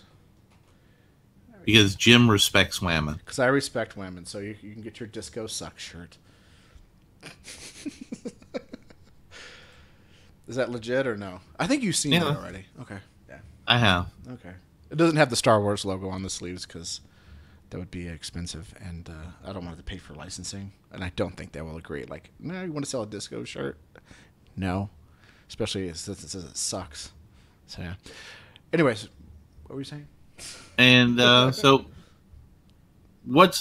there's also even more of this wonderful stuff. The third link down talking about this is that the EU has taken down Project Gutenberg because ... it might be used for terrorism. India's High Court has ordered PewDiePie to remove 2 videos about T-Series because it's viewed as defamatory in India. What? Yeah. So, but you know... What? Wait, what is the... Okay, the Library of Gutenberg. Project Gutenberg. Or Project Gutenberg. What is Project Gutenberg? Maybe we should so it's a website that any public domain work that's been written, they've been going through a process of digitizing all the public domain works. Mm-hmm. So that people could access them for free on the internet. And, but and Gutenberg was a person who brought the printing press to Europe. He did. Yeah. And he wanted people to read things and be educated. But it's viewed as terrorist by the French government because people are distributing links to it about actual books about, stuff in the Yellow Vest movement.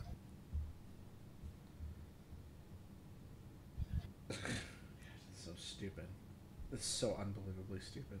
Let's put the cherry on top of the stupid. So, Prager University, a little institution ran by Dennis Prager, has had their YouTube videos where Candace Owen was talking at the white nationalism thing, where she's being accused of being a white nationalist, and where she was talking about how they were misrepresenting her. YouTube has blocked that video. Which, by the way, it's now back up. It's now back up, but that's only because Dennis Prager does have a pretty big reach. Yeah. So we should explain what restricted mode is. In fact, I can give you an example of what restricted mode is while I'm looking this up.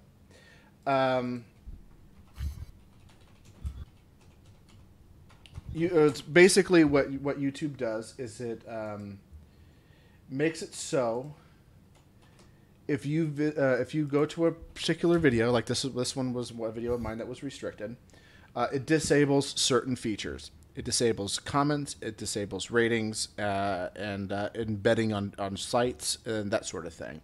But you can still do it, and then every time you go to the video, you get this, hey, this has been identified as our community as inappropriate or offensive to some audiences. And you have to say, I understand and wish to proceed, and then you can go to it, and then it's just, just pretty blank, nothing you can do except just watch it. And it doesn't get shown in search results or anything like that. I think it still shows up in Google results because that's how I just found it. But, I mean, it's not like these people are doing anything other than grossly censoring our free speech, right? It's not like they're doing anything harmful to us. Right. This shirt, this episode is called The Brown Shirts Are Fashion Victims. Mm-hmm. And the point of the show, as even detailed in the thing, is we were talking about, we uploaded this in 2015. I think it actually is an older show. can't be. It could be a little bit older. Maybe it is 2015. But this was about the time where the alt-right came into the public consciousness and people were aware of the alt-right. And we were talking about, and the point of the show is that I and Matt had been talking about these issues for years prior, like back in 2010, 2011, when we first started running into people like who now goes by Alternative Hypothesis and Sean Last, but at the time they were Spock Talk and Fringe Elements. Like we had already been familiar with these kind of emerging movements for quite a while, and we've been kind of like blowing the horn about them for quite some time and talking about how they're terrible and that they're not really that much better of an alternative than the red shirts. And so just be kind of aware. And that was the whole point of that episode. But YouTube said, well, because you're talking about fascists, that's not allowed, even if it is in the negative connotation. Unless you're ContraPoints. Then you can talk about fascists all you want. But you libertarians talking about fascism is bad? That's clearly fascist rhetoric. Well, wait. Aren't the British saying that we're not supposed to have echo chambers and have people think they'll... These things... So wait, which thing does the government want? Does it want us to censor one way or another way? I'm going to post a link to this so you can get an idea of what it's like to see a video in restricted mode in the chat room. Oh, but I'm posting it on the wrong account, so I have to prove it. So I do want to say, all this censorship is good, but I mean, it's not like Facebook exposed 540 million users worldwide's data. Oh wait, they did. They did. Oh. Surprise! Facebook is still a privacy nightmare. The company's history of porous data showing continues to haunt both it and us. On the regular, on Wednesday, researchers from the cybersecurity firm UpGuard shared that they found 2 massive troves of exposed Facebook user data that had been posted publicly on Amazon cloud servers. You know who else uses Amazon cloud servers? The NSA. Yeah, and 80% of the internet. Yeah. So everybody always likes to go like, well, Amazon's not a monopoly. It's like, well, it's slowly becoming one because anytime you go to a website. By the way, there is a I would have to dig it out, so I'm not gonna link it or anything because it would be a hassle to find. But there is a VPN company who created a special version of the of their kind of like blocking software, kind of like a VPN sort of thing, but it blocks certain domains. And it blocks anything from the big 5 tech companies, which is Amazon, Twitter, Amazon, Twitter, Google, and Microsoft. So any of those, and one other one I forget, Facebook. Yeah. So you can't use any of those things. Anything. Yeah. But since 80% of the internet is ran by Amazon Web Services, you're pretty much like limited to like 20% of the internet. So you can't do anything with it. And they made it because this reporter wanted to do a thing where if she could spend 1 week not using any of the 5 major tech companies. And she could barely do it. And she couldn't even write a draft for her article because her website's back end was completely ran by AWS. Yep. So, I mean, she couldn't even use her car stereo because it had was it Microsoft Synced or something like that in it. Yeah, Yeah, it's dangerous. That's a nightmare. Yeah. So the data they found included users' names and comments and likes and passwords, especially passwords. The scope of this particular privacy file from Facebook is tremendous. More than 540 million user records were sitting in plain sight, available for anyone who found them. Yep. 2 droves of data came from 2 different app developers. Cultura Colectiva, a Mexican company that was responsible for the vast majority of the data exposure, and At the Pool, an app that's been defunct since 2014. Yeah.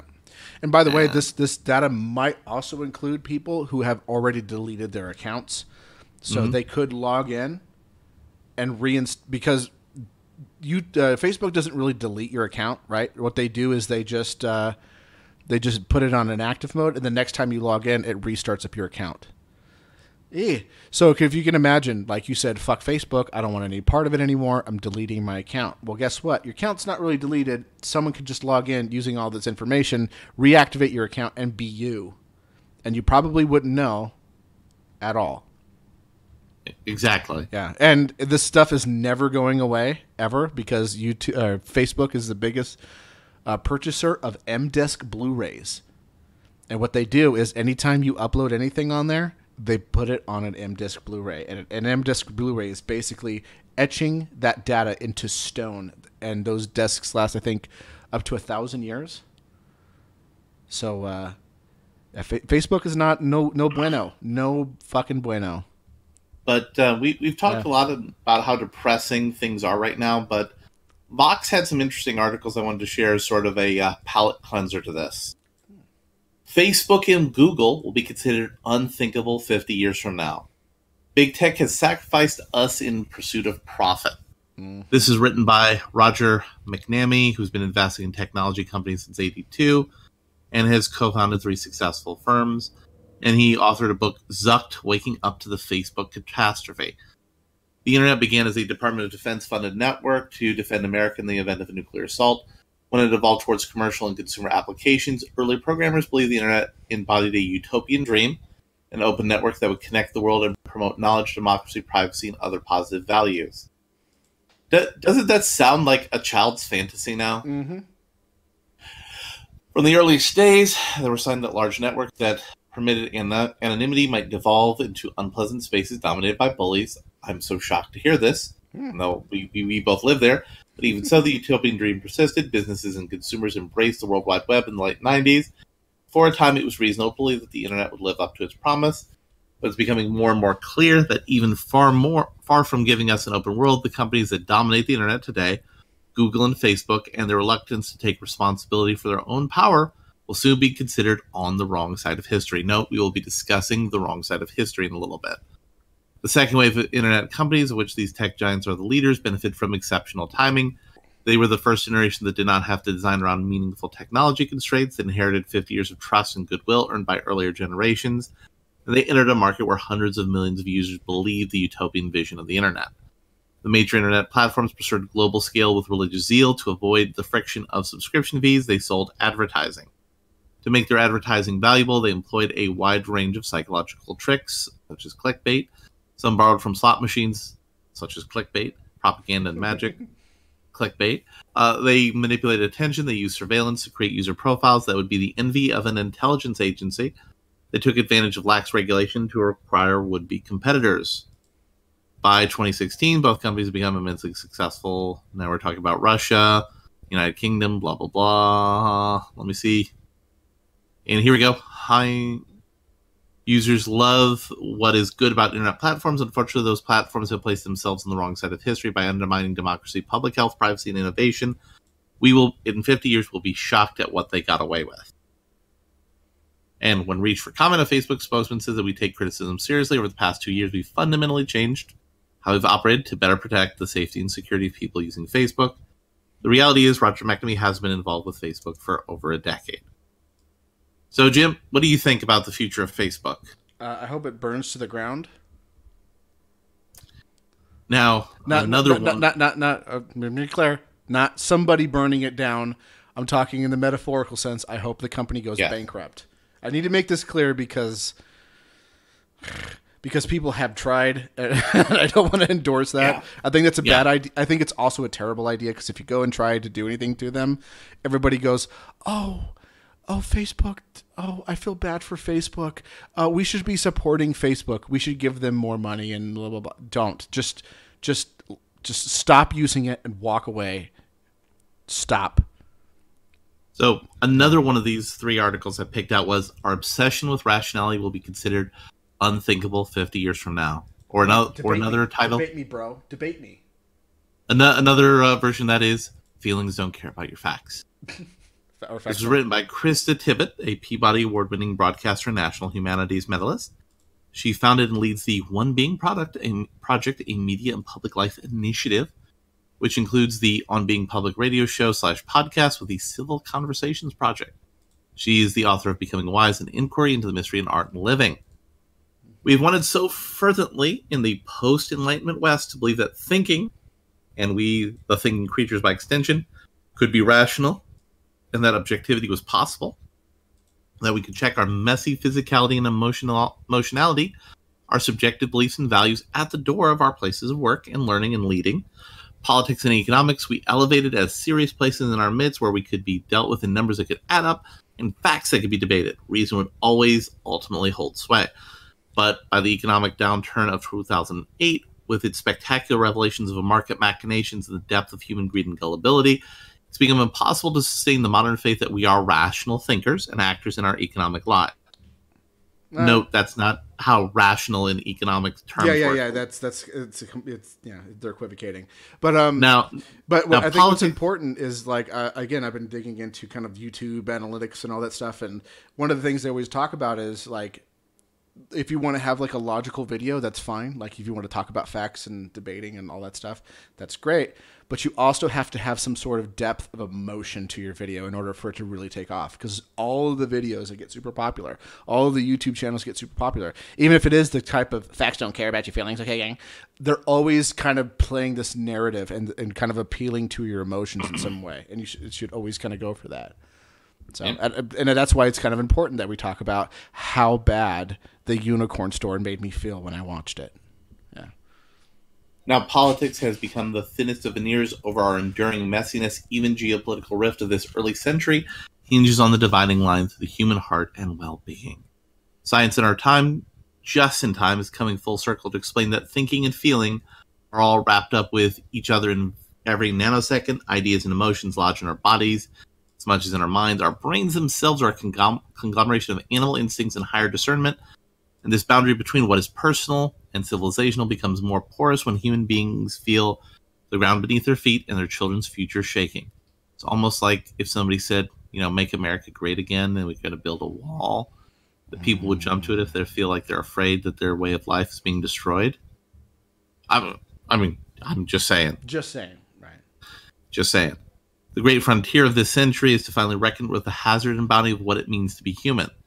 That is to say, as we are on the cusp of creating artificial intelligence to mine the intelligence we already possess, the embodied consciousness that is ours to work with, to build a better politics, a more humane and sustainable economy, and while we're at it, better schools and prisons and healthcare, we have to design with the sophisticated emotional intelligence and social technologies.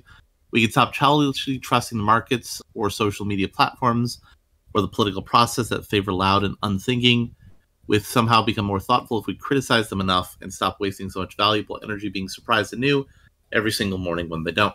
How embarrassing to have seen this also partially while taking ourselves so seriously for so long, yet astonishing to be in the human generation with the tools to claim the fullness of what it means to be embodied and the whole for the first time with consciousness. So what do you think, Jim? Do you think in 50 years we'll be saying that feelings are more important than facts? I don't know about that much. I do have a feeling that this kind of push towards like everybody's going to be like this hardcore rational skeptic, and they're always going to know like how logic works, and they're going to understand all this stuff. Even today, within the people who are trying to push this so hard, don't know what the fuck they're talking about half the time anyway. Exactly. So I mean, and they're always kind of making emotionally appealing videos anyway, and those are the ones that take off, and it's because it appeals to people. That's why Sargon's booming British voice works so well. Right. It hits a nice squishy emotional center. And that's why a lot of libertarians fail to get a lot of attention, is because they're always trying to be like, okay, gang, facts don't care about your feelings. Okay, let's talk about the deep philosophical implications of what you're doing here economically. Let's talk about all these facts. This is all these facts. Look at all this data. Look at all this rational logic. Okay, we're going to talk about things deontologically, and we're going to talk about how things are. We're going to talk about a priori. People don't care about that stuff. What people care about is like what drives people to make policy is think about the children. Think about all of those people who are going to commit suicide. And if we could just stop one from killing themselves by restricting guns or having a waiting period, and so they don't put that gun in their mouth, the better. And people respond to that and not, okay, gang, let's talk about your facts. My wife's a doctor. Like, they don't care about that. So we're going to finish this up with something else that would be good for Ben Shapiro. The idea of the wrong side of history will be considered unthinkable 50 years from now. Why it's wrong? What's the wrong way to think about history and progress? Yeah. This is written by Jacob T. Levy. He's a Tomlinson Professor of Political Theory and the director of the Yan P. Lin Center for Study for Freedom and Global Order at McGill University, which is in Canada. And a senior fellow at the Niskinson Center. He's the author of Rationalism, Pluralism, and Freedom. What will be on the wrong side of history in 50 years' time? The very question is one of superstition and myth. In fact, the very idea that there's a wrong side of history has been the moral justification for a variety of historical horrors that were steeped in the idea of modernity and technological mastery. Martin Luther King, who famously encouraged hope by saying that the arc of the moral universe is long, but it bends toward justice, later offered a different approach in his letters from a Birmingham jail. He wrote, "Such an attitude stems from a tragic misconception of time, from the strangely irrational notion, going back to reason again, that there is something in the very flow of time that will inevitably cure all ills. Actually, time itself is neutral. It can be used either destructively or constructively. The superstition that the passage of time reveals moral truth has a lot of sources and a lot of variation. The 5th century theologian Augustine of Hippo rallied against the Christians who sacrificed the expansionist history of Rome as the steady progress of God's plan who sacralized the expansionist history of Rome as the steady progress of God's plan to unify and Christianize the world. Even though the empire's fall seemed to prove his point, Christians went on sacralizing history and have left behind intellectual habits that believers in secular scientific progress have never shaken off. We see modern variations all around us, the so-called Whig theory of British and American history, as the ongoing natural progress towards liberty, the European imperialist doctrines that justified conquering supposedly backward people to morally uplift them, into the present, the contempt of the barbaric Middle East, cultivated by early modern absolute monarchs and anti-Catholic Enlightenment philosophers like. The problem isn't that the belief in moral right and wrong, but the belief that history manifests and reveals them in some natural way. Understanding and doing the right thing is hard and an ongoing struggle that every person in every generation faces. Ideologies of history as moral progress try to make it easy. They treat some group of us in the present as having a clear moral knowledge that was unavailable to the past, and that it isn't shared by everyone in the present, to whom we must feel superior. They're on the wrong side of history. They're barbaric, medieval, archaic, and primitive. I understand the psychological roots of superstition, not only a thirst for the right answers, but to be revealed with certainty, but also a smug pride in ourselves. But I don't understand how unshakable it is even after the 20th century. Humanity's compounding scientific and economic knowledge simply does not translate to similar growth in moral knowledge. Indeed, sometimes the development of new technology, such as social media and large internet companies, prowess and new organizational capacity opens the door to new evils we misunderstand if we think of them as some leftover from the past. The Holocaust was new, not just a bigger pogrom. The atrocities of communism under Stalin and Mao were new, so was the transatlantic chattel slave trade, so was the genocidal conquest of the Americas. Murder, war, and slavery are old, but our new capacities combined with new ideologies to create awful new phenomena out of these old impulses. But before we attribute magical moral powers to the passage of the next 50 years, we should look backwards in the 50-year increments and ask how many old moral errors keep coming back? How many new ones get introduced? Even if it happens to be the case that the current generation is the most enlightened in history, which I doubt, and I also doubt, has the progress towards that been so smooth that we are really sure our grandchildren will be better still? There is moral improvement over time spans in some places, the fall of Jim Crow or communism in Eastern Europe.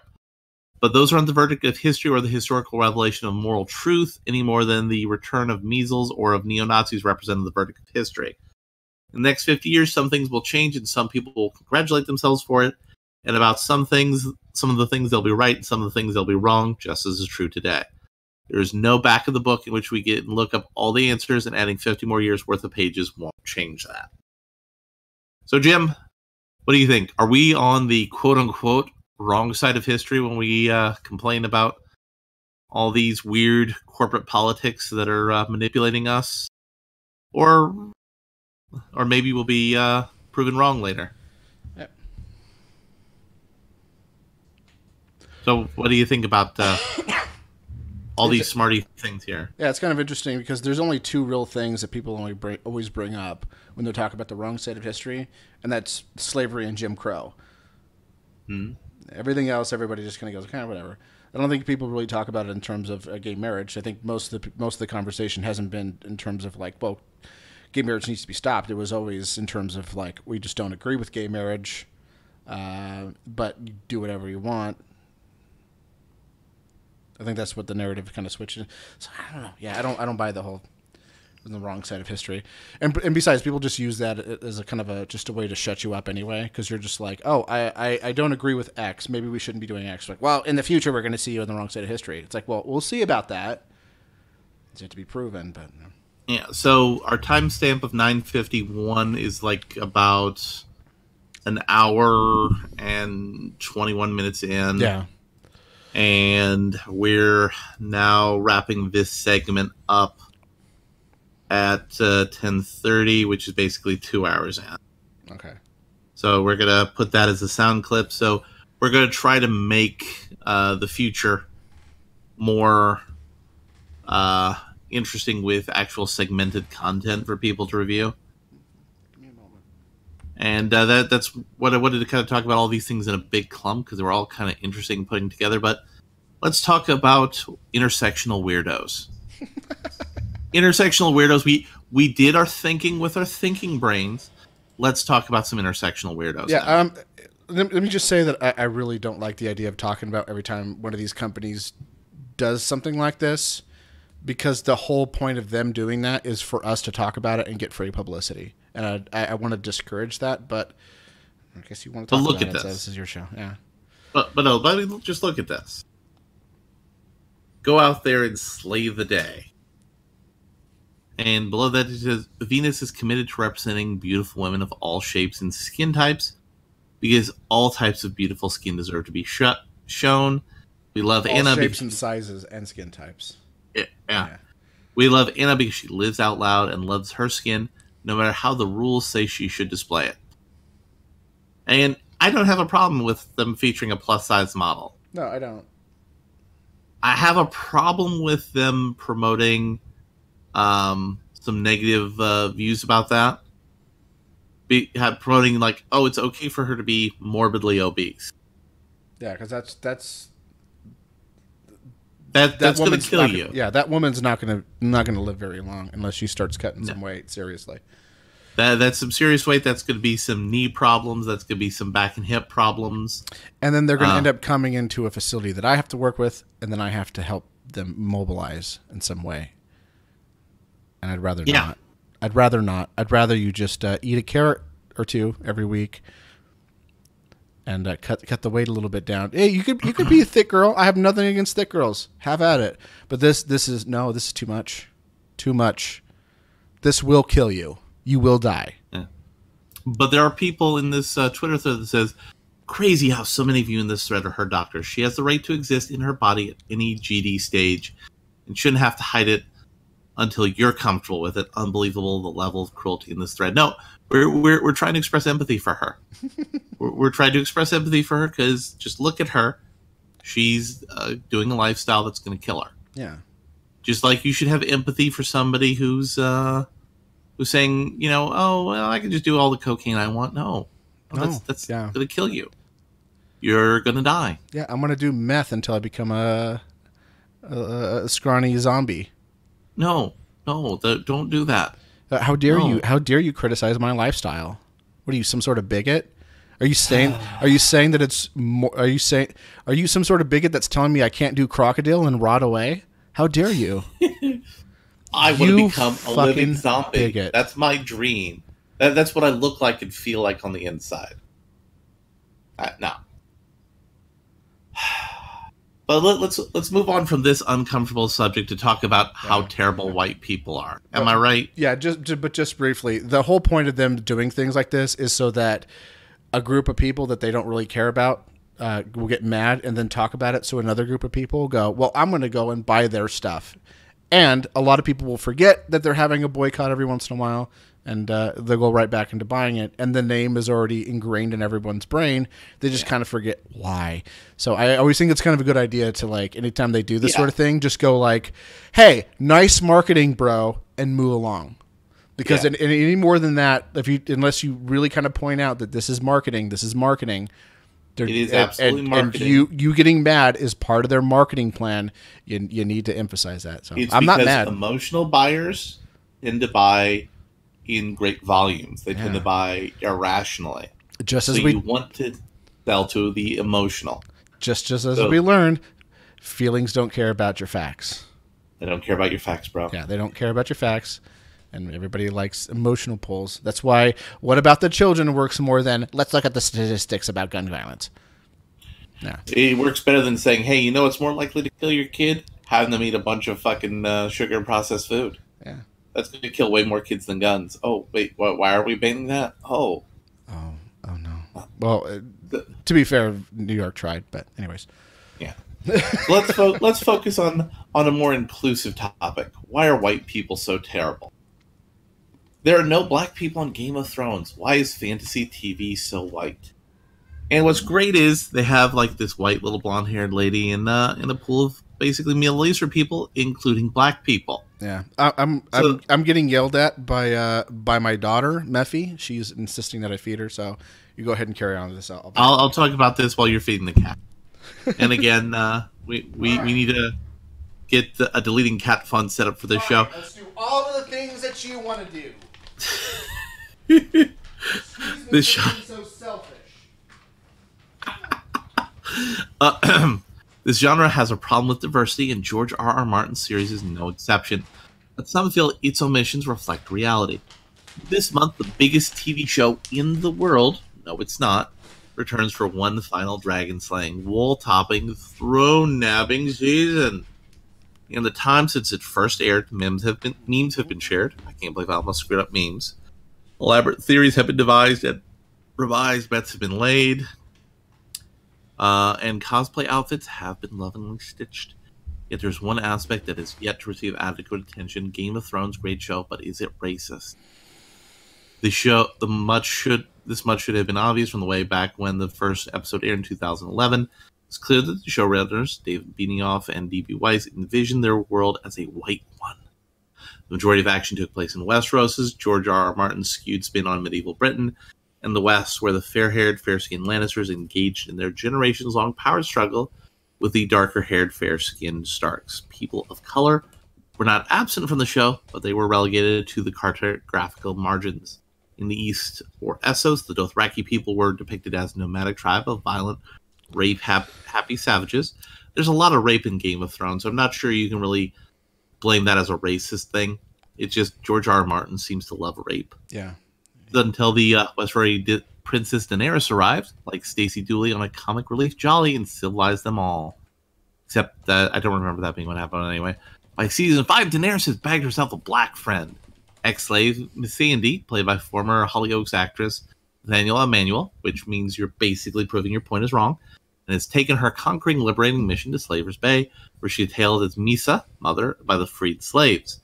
We have been introduced to the Dornish and other dusky ethnic groups in distant lands who are defined by being hypersexualized and aggressive behavior, which is kind of a lame. You need to be dedicated student of Edward Said to decipher the creepy Orientalism in this plot.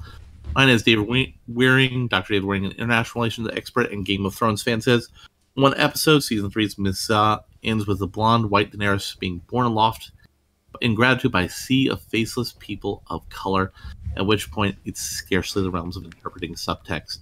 So, why is Game of Thrones so racist, Jim? I don't know. I don't watch it. It's a terrible show. Fight me. I don't care. I'm going to get a lot of hate mail for it, but I don't care. It's not even a terrible show. It's a terrible book that created an also terrible show that uses rape as a cheap plot device because George R. R. Martin is a hack. Oh, okay. Well, there you go. We have a common point, but, you know, we're talking about this because people say, well, you know, fantasy is like, you know, it's all white. And there was a white person who's writing a young adult novel about a Chinese gender fluid person. And I was reading a comment on Twitter where someone said, you know, I know a lot of Chinese gender fluid person who really wanted to write that book. So why didn't you?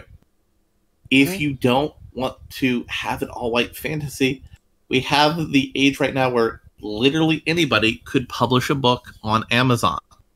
You may not sell it, but anybody can get a book published on Amazon. Yeah, and they can get physical copies through Lulu. Yeah. So anybody could do it. Why don't you do it? And if you want to have a not-so-white fantasy genre, just do that. Yeah.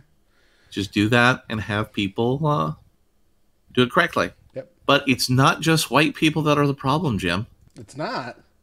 Also heterosexuals. Am I right? You're right. So the Mary Sue was coming. Hey, why don't you put it in a different kind of hole there, bigot? The Mary Sue commented on the DC Universe rebranding, rebooting, redoing of the popular TV series Young Justice with "What's with all the heterosexuality?" The Mary Sue writer Katie Peter disparaged DC Universe's Young Justice series for its lack of LGBTQ+ relationships, questioning "What's with all the heterosexuality?" So, Jim, didn't these people used to say that a story involving female characters and male characters didn't have to have romance? So why does it now have to have gay romance? Mm-hmm. It's almost like they're trying to create points of controversy to shift cultural perspectives a little bit. Peter, maybe, well, for the maybe. Peter, well, for the most part, praising the show, decided to deride it based off of its apparent lack of LGBTQ plus representation. She said she would describe the show as having an intriguing and exciting plot. However, that didn't appear to satisfy her, as she noted. The one thing the original series seasons consistently dropped the ball on was LGBTQ plus representation, which wasn't a major trend in media at the time. So, why is it that we can't have kid shows that feature lots of in-your-face gay sexuality? Because it's sexuality and it's for kids. You're not supposed to sexualize children.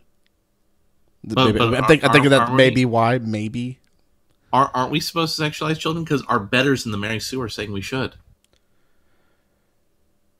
No. Just no. Just no, exactly. So we're going to take a step back from stupid and moronic thought, and we're gonna have a fun little time with a New York Times article. Why the cool kids are playing Dungeons and Dragons. Fighting the Dragon Queen Tiamat is a much more satisfying way to spend time with my friends than social media ever was. So, Jim, before we read the article... You're probably right, and I'm not even a big Dungeons and Dragons person. All right, so I started playing Dungeons and Dragons right around the time I completely gave up on Facebook. It was a little less than a year ago. The first stories broke about the Cambridge Analytica scandal. I was sick of the social media idea of friendship defined as likes and shares, or X knows the same 50 people you do, so my friend Kate suggested we start a game of Dungeons and Dragons. So anybody out there, be like Kate in this story. Actually go out and talk to your friend and say, hey, we should do things and meet actual people.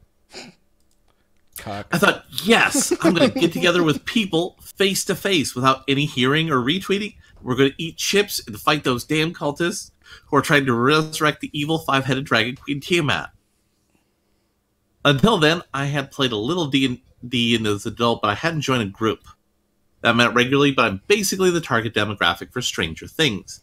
Like the characters on that show, I played D&D in the 80s with a group of geeky guys every day at lunch throughout the 6th grade, slaying veggie pygmies in a crash spaceship and meeting the great demon Loth in her sticky trans-dimensional web. So, for Jim, just to explain that, there's elves that live underground in certain D&D settings that are darker, and they worship a demonic spider lady. Sign me up. Kate became our dungeon master, the narrator of our adventure, who sets the scenes using maps, dice, flowery language, and silly accents. We were joined by 7 other friends. Oi, mate, you got a permit for that sword? Around my dining room table. Now, a group of 8 people and a dungeon master is a stupid large number of people for a game. It's ridiculous. We're eager to take on the roles of the fighting monk, rogue, sorcerer, warlock, paladin, bard, and cleric. As soon as Kate told us to fill out our character sheets, I remember the feeling of sheer awesomeness that had drawn me to the game when I was 11. I was about to become an Aarakocra cleric, a bird person with a divine connection to nature who could call down lightning, raise winds, grow plants from the barren earth, and heal the dying with a touch. But D&D isn't about inventing a more badass version of myself with wings and magic powers instead of sneakers and a laptop, though that is a plus always. I was also drawn to the idea of building a social group whose baseline assumption was that we would see one another regularly. There's a sense of purpose to the gathering. Using a few maps around the table, we chart our course, explaining to Kate and one another what we want to do next, and when Kate leaves us on a cliffhanger, there's no, hey, I'll text you later and maybe we can meet up. Of course, we'll meet up again. The point of the game isn't to win, it's to go adventuring together. So, what do you think, Jim? Do people need to spend less time on the internet and go out and do things? Yes. People? Yes. Yes. Yes. And get a goddamn job. I don't care if you're a failed artist. Get out of my house. Get a temp gig. And also related to Dungeons. Then he can afford to buy a fucking unicorn. God damn it. Also related to Dungeons and Dragons, there's been a lot of casting of how the hobby used to be not friendly to the Whammons. But let's take a look at some actual publications from Dungeons and Dragons and about Dungeons and Dragons from the 80s. We see a Whammon being the Dungeon Master, another Whammon. We see a Whammon in an advertisement for a spin-off product for Dungeons and Dragons. And we see a Whammon in a movie talking about the great D&D panic in the 80s. Because D&D was a gateway drug for Satanism. So why do these weirdos try to make us remember the past? Maybe I should stop bashing Dungeons and Dragons so much then. Yeah. Yeah. So why do you think these Satan. weirdos... Exactly. Why do you think these weirdos are trying to make us remember the past differently than it actually was? Because we're on the wrong side of history.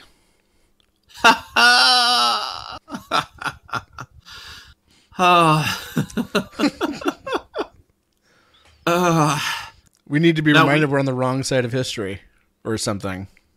Even though that's not what history was. Yeah. But let's talk about some history that's currently being written. Underage YouTube sex scandal rocks the Pokemon community.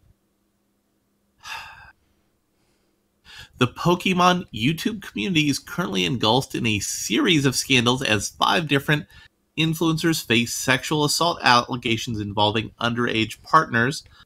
Mudkip Mama, Decatur, King Nappy, Mizumi, and Beast Productions have all been accused by members of the live streaming and video communities of inappropriate behavior. Most have deleted their Twitter accounts, going silent after the backlash.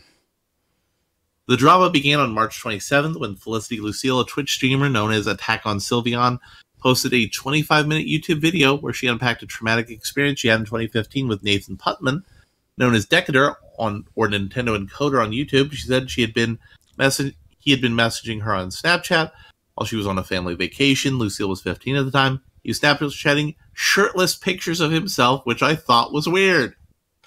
I'm just going to put an exclamation point on that because sending shirtless pictures of yourself to a 15-year-old is weird. Yeah, it's a bit. She says in the video, though, through the tears, she explains that she felt pressured into sending him pictures even though she didn't want to do it. So let me just give you a lesson to any kids out there. Now, I know you're going to feel emotions about things, and yes, as we've discussed, emotions actually don't always care about your facts. Don't ever let anybody feel like you have to send them nudes. Unless you really want to send them nudes. And if you're a minor and an adult wants you to send them nudes, you need to know not to do that. That person's a manipulative scumbag who's out to do you no good. For years after, Putnam would continue to send Lucille, now 19, messages that made her uncomfortable. At one point, Putnam sent her a YouTube video of Tyler, the Creator's song, Too Fucking Young, which is about fighting the urge to be with an underage girl. Lucille found it very creepy. No duh. Really? She even claimed that Putnam threatened her, saying if she spoke up about what happened, he would share the photos of her friends and family. Share the photos that she gave him with her friends and family. You know, I'm just saying, that's not a good look in our current era. Not a good look. Especially considering she saved the Twitter messages. The longest time I blame myself for this, and I still do. Lucille said in the video, Lucille did not respond to requests for comment by Newsweek. In the original video, she chose not to name names, but later released a 10-minute follow-up where she reveals the identity of Putnam and the other man who sent explicit pictures of her while she was underage, including the streamer Biz Productions, admitted the fault and issued an apology tweet on March 29th, writing, "I am truly ashamed of myself and disgusted at myself. I was in a dark place at the time, but that does not excuse this behavior." So, Jim, have you ever been in a dark place that you decided to hit up a minor child sexually? No. Never. The only time something like that ever came close was that there was a... Because I used to hang out in Second Life with a bunch of B-tards. Back when B-tards was actually a word people used. And, because we were on Bombs World, right? And we used to hang out in Second Life, and there was a girl who was constantly trying to hit on everyone who was underage. And we kept telling her, no, you're underage. Don't send us stuff. and she insisted on sending boob pics and stuff. And we were like, no, don't do that.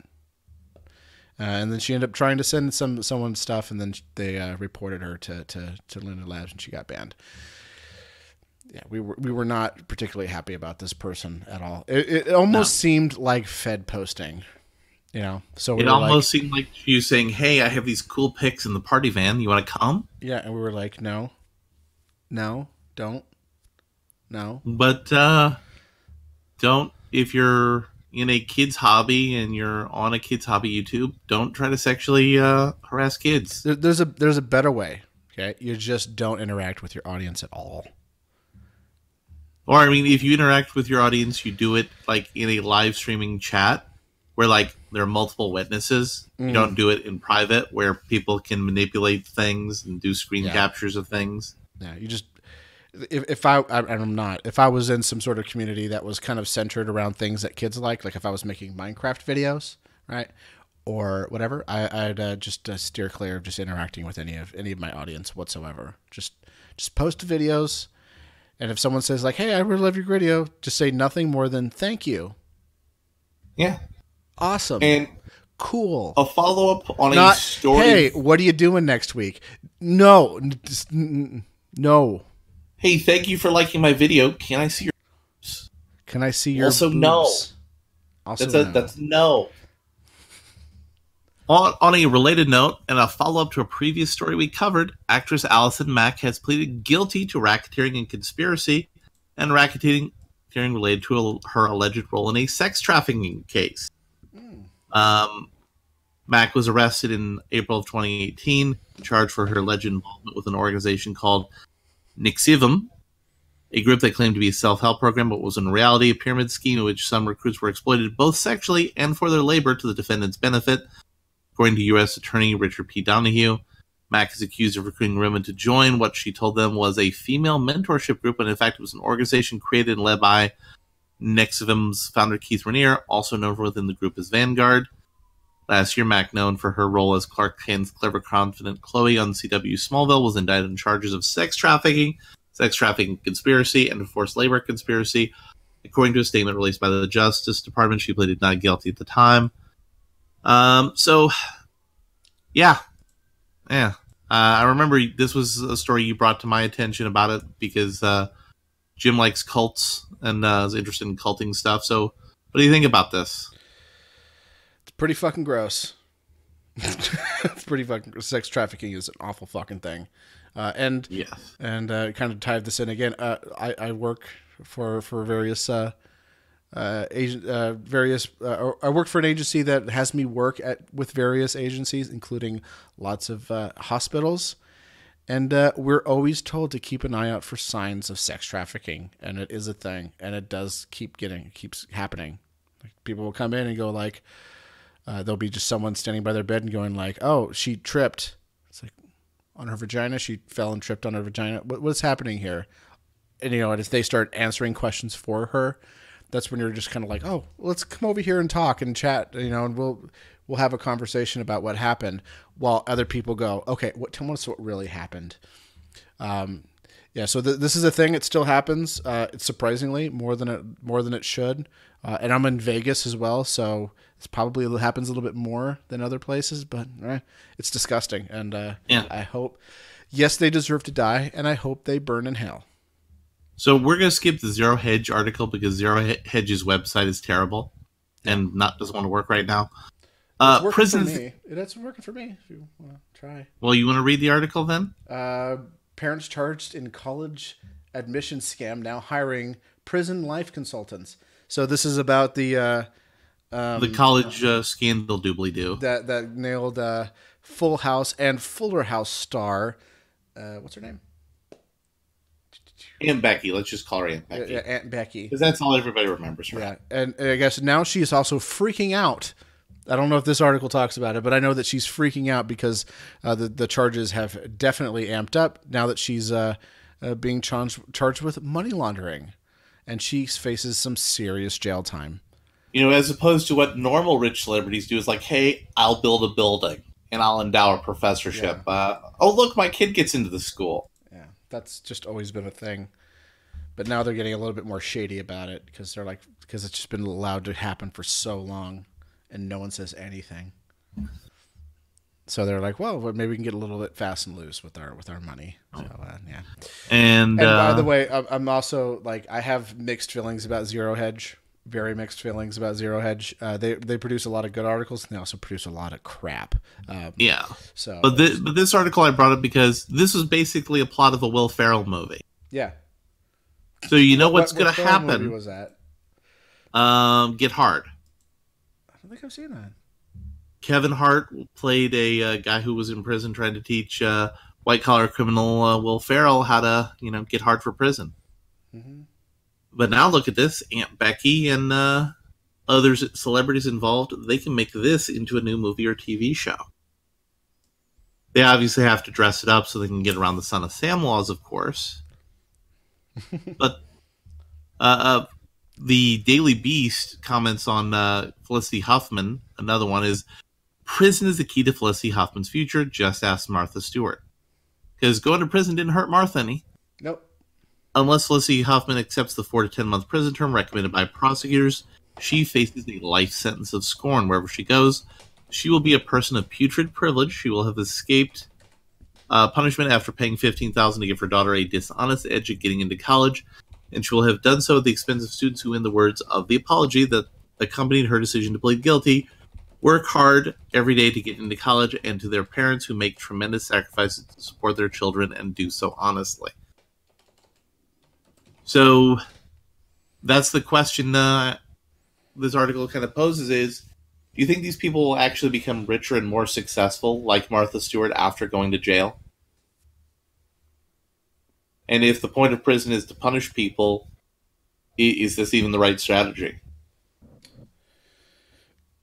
It could. I don't know. I bet Martha Stewart had the nicest cell. It's all pastels. And she was like, today we're going to be making some gourmet spread. And we're going to be serving this fine Pruno. And if your crazy little girl at home wants to get a unicorn, just tell her it's unicorn food. Yeah. She won't know the difference. She's insane. Yeah, and today we're going to be dressing up what is it called? Nutriloaf? We're going to be making a nice batch of Nutriloaf so it doesn't taste as awful as it should. Yeah. Mm-hmm. We're going to put a little dollop of creme fraiche on it. Because creme fraiche hides all sins. Yeah. Oh, yeah, creme fraiche. Now, the little article that also came across my wire. New York City casting call says white artists will be paid less than people of color artists and undergo mandatory session of anti-racism training. Actually, then we'll skip this and we will skip all the way down to the Hellboy one because I do want to talk about Hellboy. Well, let's just talk. So yeah, I did it off mic, but I guess not. So yeah, I have to go and get ready for Record Store Day. But how much time do we have? I'm just saying that I have 4 hours to get all the stuff that I need to go down there and camp out. So okay, I'm just saying we need to start wrapping it up soon. I only have 3/4 things to cover left. Okay, let's go. So we'll go back to talking about the racism then. Yeah. Still want to cover all the stuff. I'm just saying. From the editor, this piece has been updated to include a new response from Northwestern University Law School Dean Kimberly Duraco, who provides a counter-argument to the idea that the play's payment tiers might not be legal.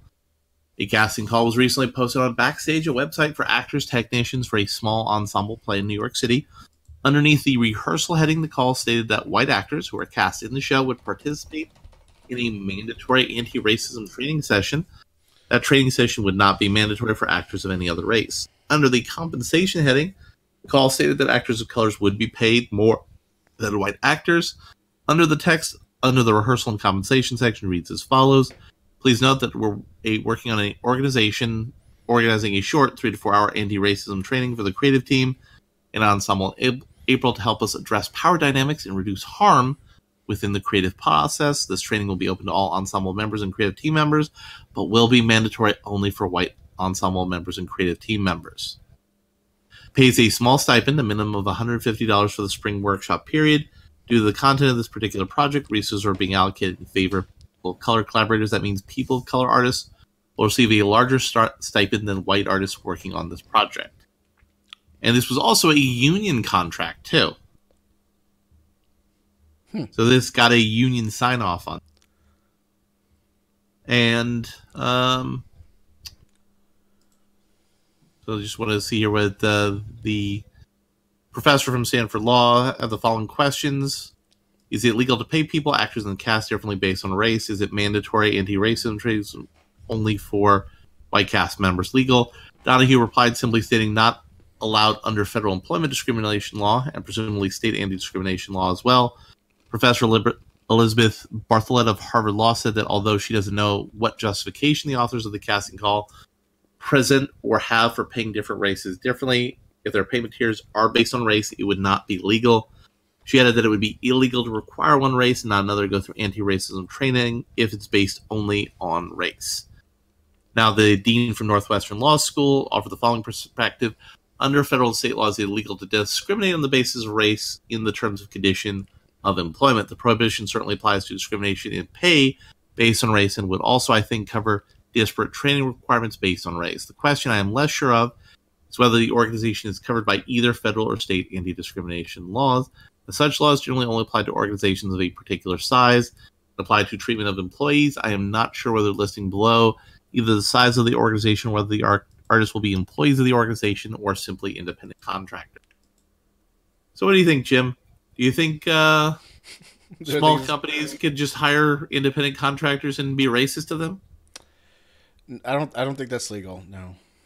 You don't think that's legal? No, I don't know if I buy any kind of argument that would say otherwise, unless they do some like legaling finagling where they're like, oh, it's not we're being racist or paying them less. Okay, it's just that we're paying an independent contractor and they can do whatever they want. Kind of like I'm going into a brothel, right? Or not going into a brothel. I'm going to get an escort and I'm totally not paying her for sex. Yeah, but we have sex because she really liked me. Like, sure. Also, I have a film camera, so it's actually a pornographic movie, which is a legal form of art. That's actually kind of interesting, and I really hate that example because people don't understand what it is. What it is just people agreeing to have sex, and what they're getting paid for is not the sex, just the filming of it. Exactly. Yeah. So exactly. I mean, that's not even really like a wrangling. It's just it's completely understandable to believe that these people actually want to have sex with each other since they're professionals. I can buy that. It's a different thing. Yeah. But I mean, you could just go to a prostitute and have them sign a porno contract, right? Sort of, because they're not getting paid for the sex. They're getting paid to have their sex broadcasted on the internet. That's what they're really getting paid for. Yeah. I mean, you have to broadcast it to make it officially porno. And there's also and one of the rules also, like the reason why you see so many bad acting and like plot devices in porno is not because they wanted to. It's just kind of a holdover from a time where you just couldn't just show a film of people screwing. There actually had to be a movie involved or some sort of plot. Yeah. So, moving along, did you remember the classic anime movie Akira? Yes, it's actually one of the few animes that I do enjoy. So they're making a live-action version, and Taika Waititi is filming it. And I like it. I already like it.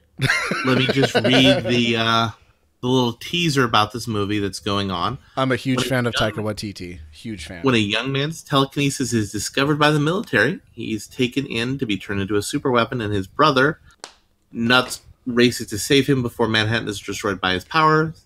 Kaneda is a bar owner in Neo Manhattan who is stunned when his brother Tetsuo is abducted by the government agents led by the colonel. Desperate to get his brother back, Kaneda agrees to join Kai Reed and her underground movement, who are intent on revealing to the world what truly happened in New York City 30 years ago. When it was destroyed, Kaneda believes their theories to be ludicrous, but after facing his brother again, he's shocked when he displays telekinetic powers. Kai believes Tetsuo is headed to release a young boy, Akira, who's taking control of Tetsuo's mind. Kaneda clashes with the colonel's troops on his way to stop Tetsuo from releasing Akira, but arrives too late. Akira soon emerges from the prison courtesy of Tetsuo as Kaneda races to save his brother before Akira once again destroys Manhattan Island as he did 30 years ago. So what do you think about the retcon of Akira to be in Manhattan? It's been a long time since I've watched it. I think it was in the late 90s that I watched it last, so I don't really recall too much from it other than I really enjoyed it, and the final boss was kind of gross and awesome. So if they want to move it to the United States because it's going to be more of an American movie, that's fine. Kind of weird that they would choose Taika Waititi to Americanize a film, considering that he always tends to New Zealandize things. Yeah. And he's planning to adopt the manga, which is why you're actually going to see Akira. I'm wondering if he's going to have Akira blow up the moon, which is the thing that happened in the manga. Mm-hmm. And the production history of Akira is actually interesting. Several writers and directors have attached to the product, including such names as Stephen Norrington, Rory Robinson, Alan and Albert Hughes, George Miller, Christopher Nolan, Kwame Koletsera, and Justin Lin. Even Jordan Peele was offered the project at one point. So that's something to put in your brain for future enjoyment, maybe coming down the line, because I too like myself a good Taika Waititi movie. I fucking love I've watched What We Do in the Shadows so many times. I guess they're making a TV show out of it. And I'm interested. Yeah, that movie is probably one of my favorite comedies of all time. It's great. It's definitely one of my...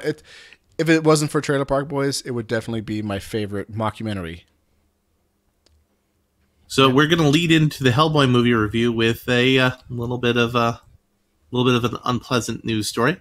Hellboy screenwriter and Boom Studios founder Andy Cosby attacks Trump supporters, smart racist. Hellboy screenwriter and founder of comic book publisher Boom Studios decided to attack supporters of President Donald Trump, calling them smart racists. It's a mistake to assume all Trump supporters are stupid. There are plenty of smart racists out there. After being called out for calling millions of Americans who happen to support President Trump racist, Cosby would double down. He would write, "Sorry, not willing to curb my personal or political views to bolster my career for the sake of financial gain. Already gotten a president who does plenty of that." He would continue referring to President Trump as a demonic superhero. "One of my anti-Trump tweets has supporters in an uproar, and they are now threatening to boycott my new movie." Spoiler: don't threaten to boycott a movie, because nobody's going to watch this movie anyway because it's trash. That's okay.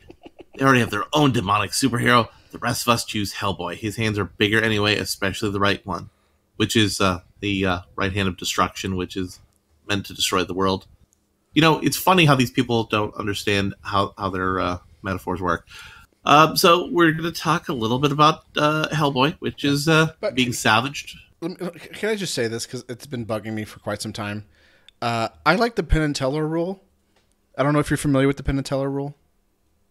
What's their rule?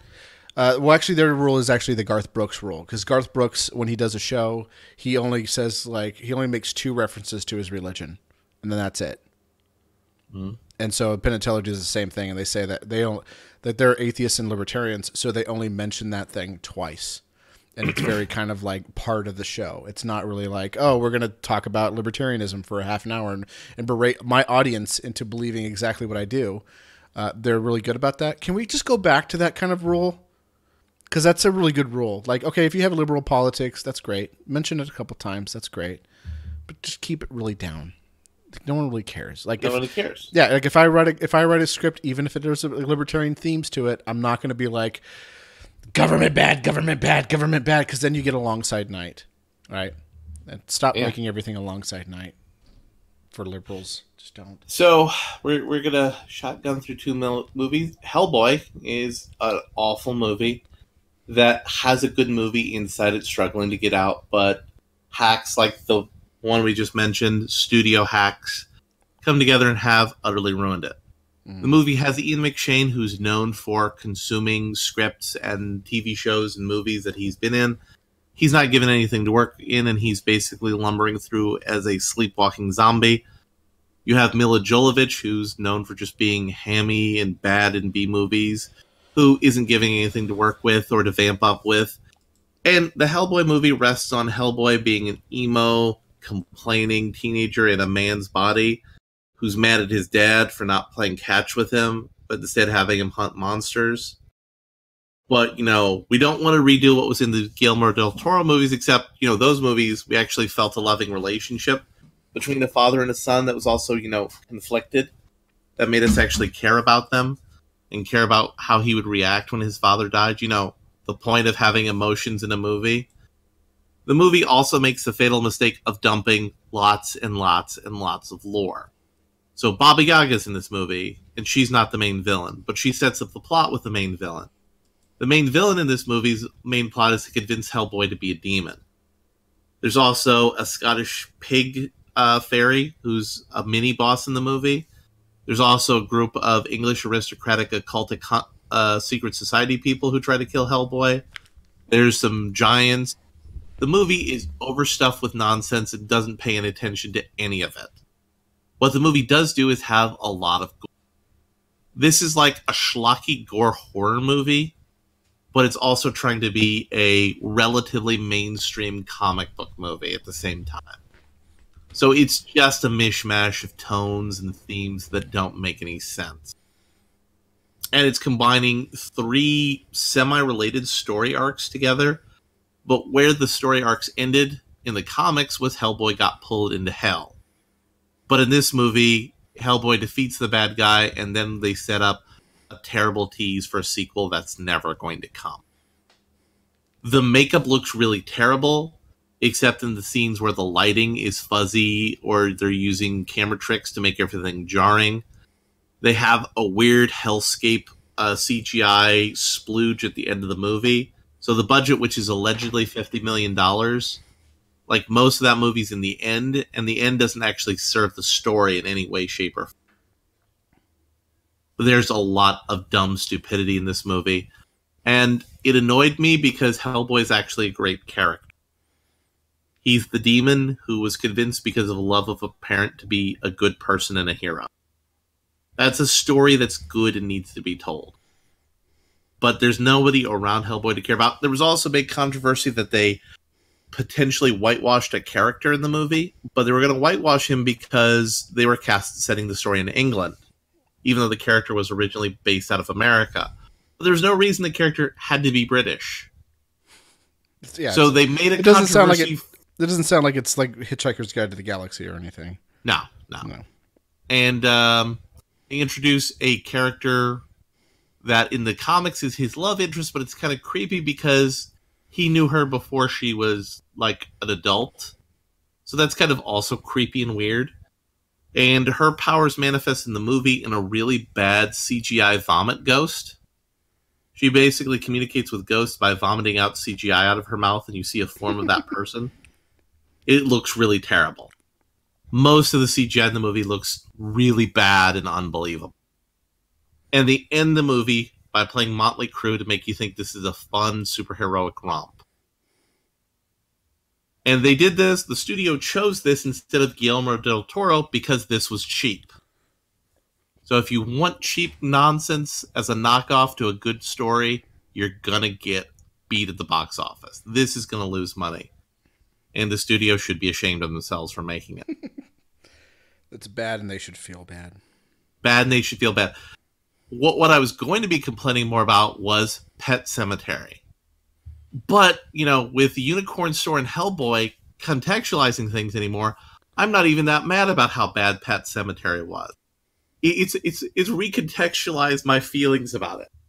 So the Pet Sematary movie has a big problem. It's trying to set up the premise from a Stephen King book that nobody's read in forever. And there's a much better Stephen King movie that set it up when it was culturally relevant. So half the movie is all about getting to the point where a kid gets killed and gets buried in the Pet Sematary, and we get the actual horror happening in the movie. So we get a whole movie's worth of horror slammed into half a movie, so the pacing is weird and rushed. And the problem about the movie that annoyed me also was the plot was all about characters acting stupid and out of character for no reason. I don't believe in God, and I don't believe we should tell our children that, they go someplace when they die. Oh no, my child has died. I can't be without them, so I'm going to use magic to bring them back from the dead. Well, which is it, sir? Are you an atheist rationalist who doesn't believe in these things, even though you've experienced ghosts now? Or are you, a supernatural mystical person? Could you pick something movie and go along with it? It was extremely creepy with the evil cat, though. That's one of the positives I'll say about the movie. They made a zombie cat really scary and interesting. But the movie was just dumb and violent at the end. It didn't really sell the horror of Stephen King. It didn't give you the atmospheric horror that a Stephen King is really known for.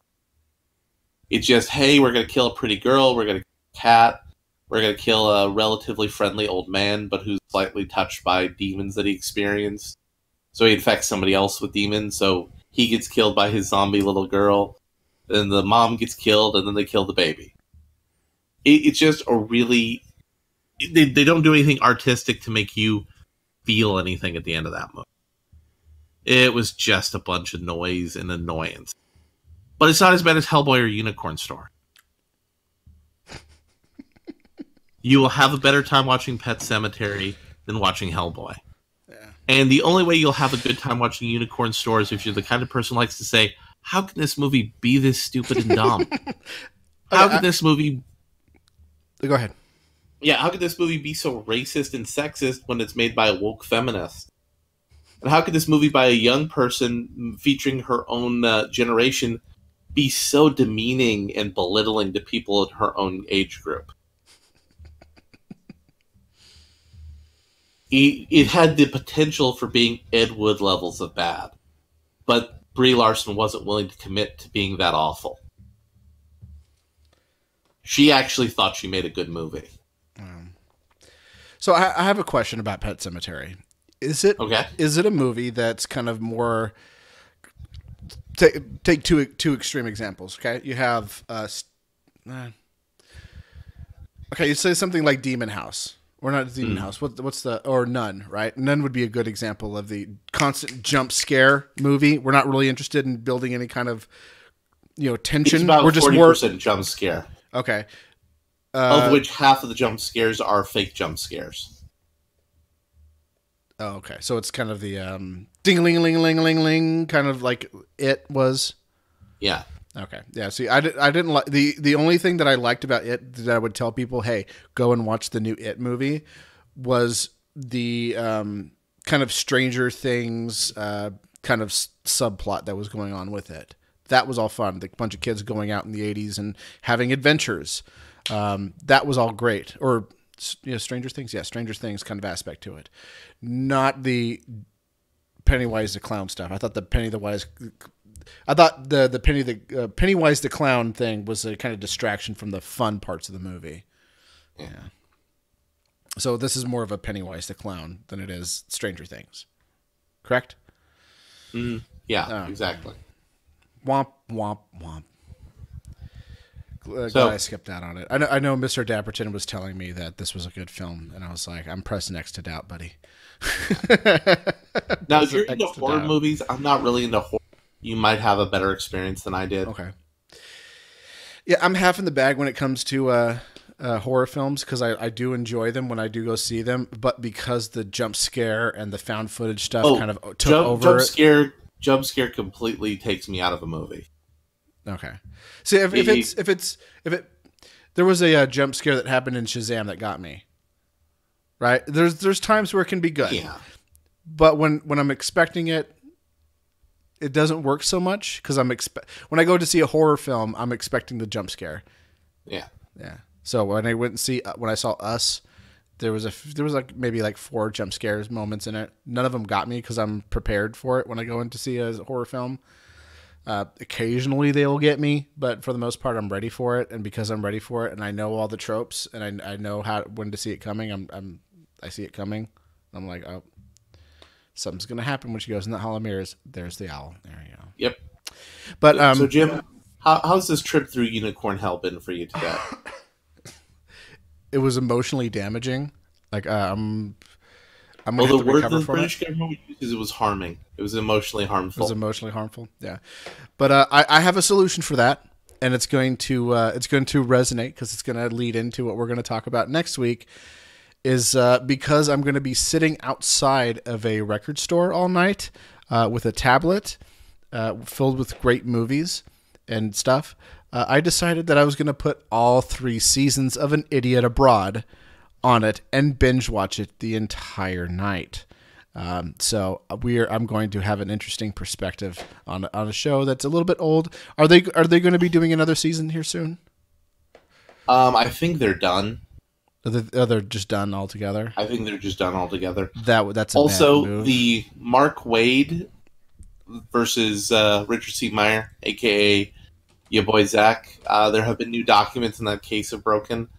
I'm going to read the documents, though I am going to wait for Nick Rekieta, who is an actual lawyer, not a pretend internet lawyer like I sometimes am, to break it down. But I will have my own analysis to go in tandem with his. That's going to be featured next week. And Baron, you know that I'm doing a show. You can't call me in the middle of a show. Come on, Baron. You were in the chat room. You knew it. And I'll call you back. Hold on. And Jim will probably have some music to review. Yeah. Well, I already reviewed the album. I'm gonna get. Maybe I'll review Green Jello if I get it. But what I'm really looking forward to out of all of this is getting the opportunity and the time and the dedication to binge watch An Idiot Abroad. For those of you who don't know, Carl Pilkington is one of the funniest and dumbest people on the face of the planet, and he's funny for all of the wrong reasons, and it's glorious. And I have been binge watching and binge listening to various clips, segments, episodes of the Ricky Gervais show because of Carl Pilkington, and he's just I'm sometimes torn whether or not he's a complete idiot or perhaps maybe he is so smart that our stupid monkey brains perceive him as being stupid. And so I don't know, but this is going to be a brilliant thing, and I'm going to review all. And I don't know what movie I'm going to be seeing on Sunday. Is there anything good? There's some potentially interesting or good things. Like there's Little. It's all about a mean black lady becoming a black girl and her poor assistant having to take over for her. And basically those kind of shenanigans. This is the wrong AMC theaters. I was looking up the AMC. I was looking at the AMC. So, there's a movie. It's called Little. There's a movie about a lady who converted from being pro-abortion to anti-abortion. There's a movie about a British lady who lived in a Nazi's house. There's a movie about a black lady and a KKK member who helped integrate a school. I might see that one, The Best of Enemies. Yeah. There's a movie about the terrorist attack on the Mumbai hotel. And when is, let's see, movies at AMC. So, yeah, the ones that are out right now is Shazam, Little, Hellboy, Pet Sematary, Missing Link, Dumbo, After, and Us. So, I don't know. They're doing a re-release of Mia the White Lion. Hotel Mumbai. So, yeah, I'm probably going to end up seeing Missing Link and The Best of Enemies. It's probably the two movies I'm going to see this week because there's nothing really good coming out this week. And next week's going to be fun because I'm going to go to the premiere of and the super, well, not the premiere, but I'm going to go to a premiere where they have some sort of event going on for Endgame, and I'm going to get a free Pog Slammer. Yeah. Also, next week before Endgame, because it's not next. Because I think that special events like on the 23rd, if I remember. But like before the next show, there's a new horror movie that's out, and some other interesting stuff that maybe I'll see. Like there's a thing about a penguin. And by the way, if you want to be like us and watch a ton of movies, get the AMC A list. Yep, it's pretty good. I wish we had a referral link so we can get a cut or something, but we don't. So that would be great. Yeah, I would love that. AMC, call us. I mean, we're doing a free ad right now. Exactly. Yeah. Exactly. And that's recording in progress, gang. Yep. Watch Us again. Yeah. Watch it over and over again. It's great. I guess we're gonna go with Unicorn Bukkake for our ending. Yeah. Unicorn Bukkake. Hail Satan. Worms.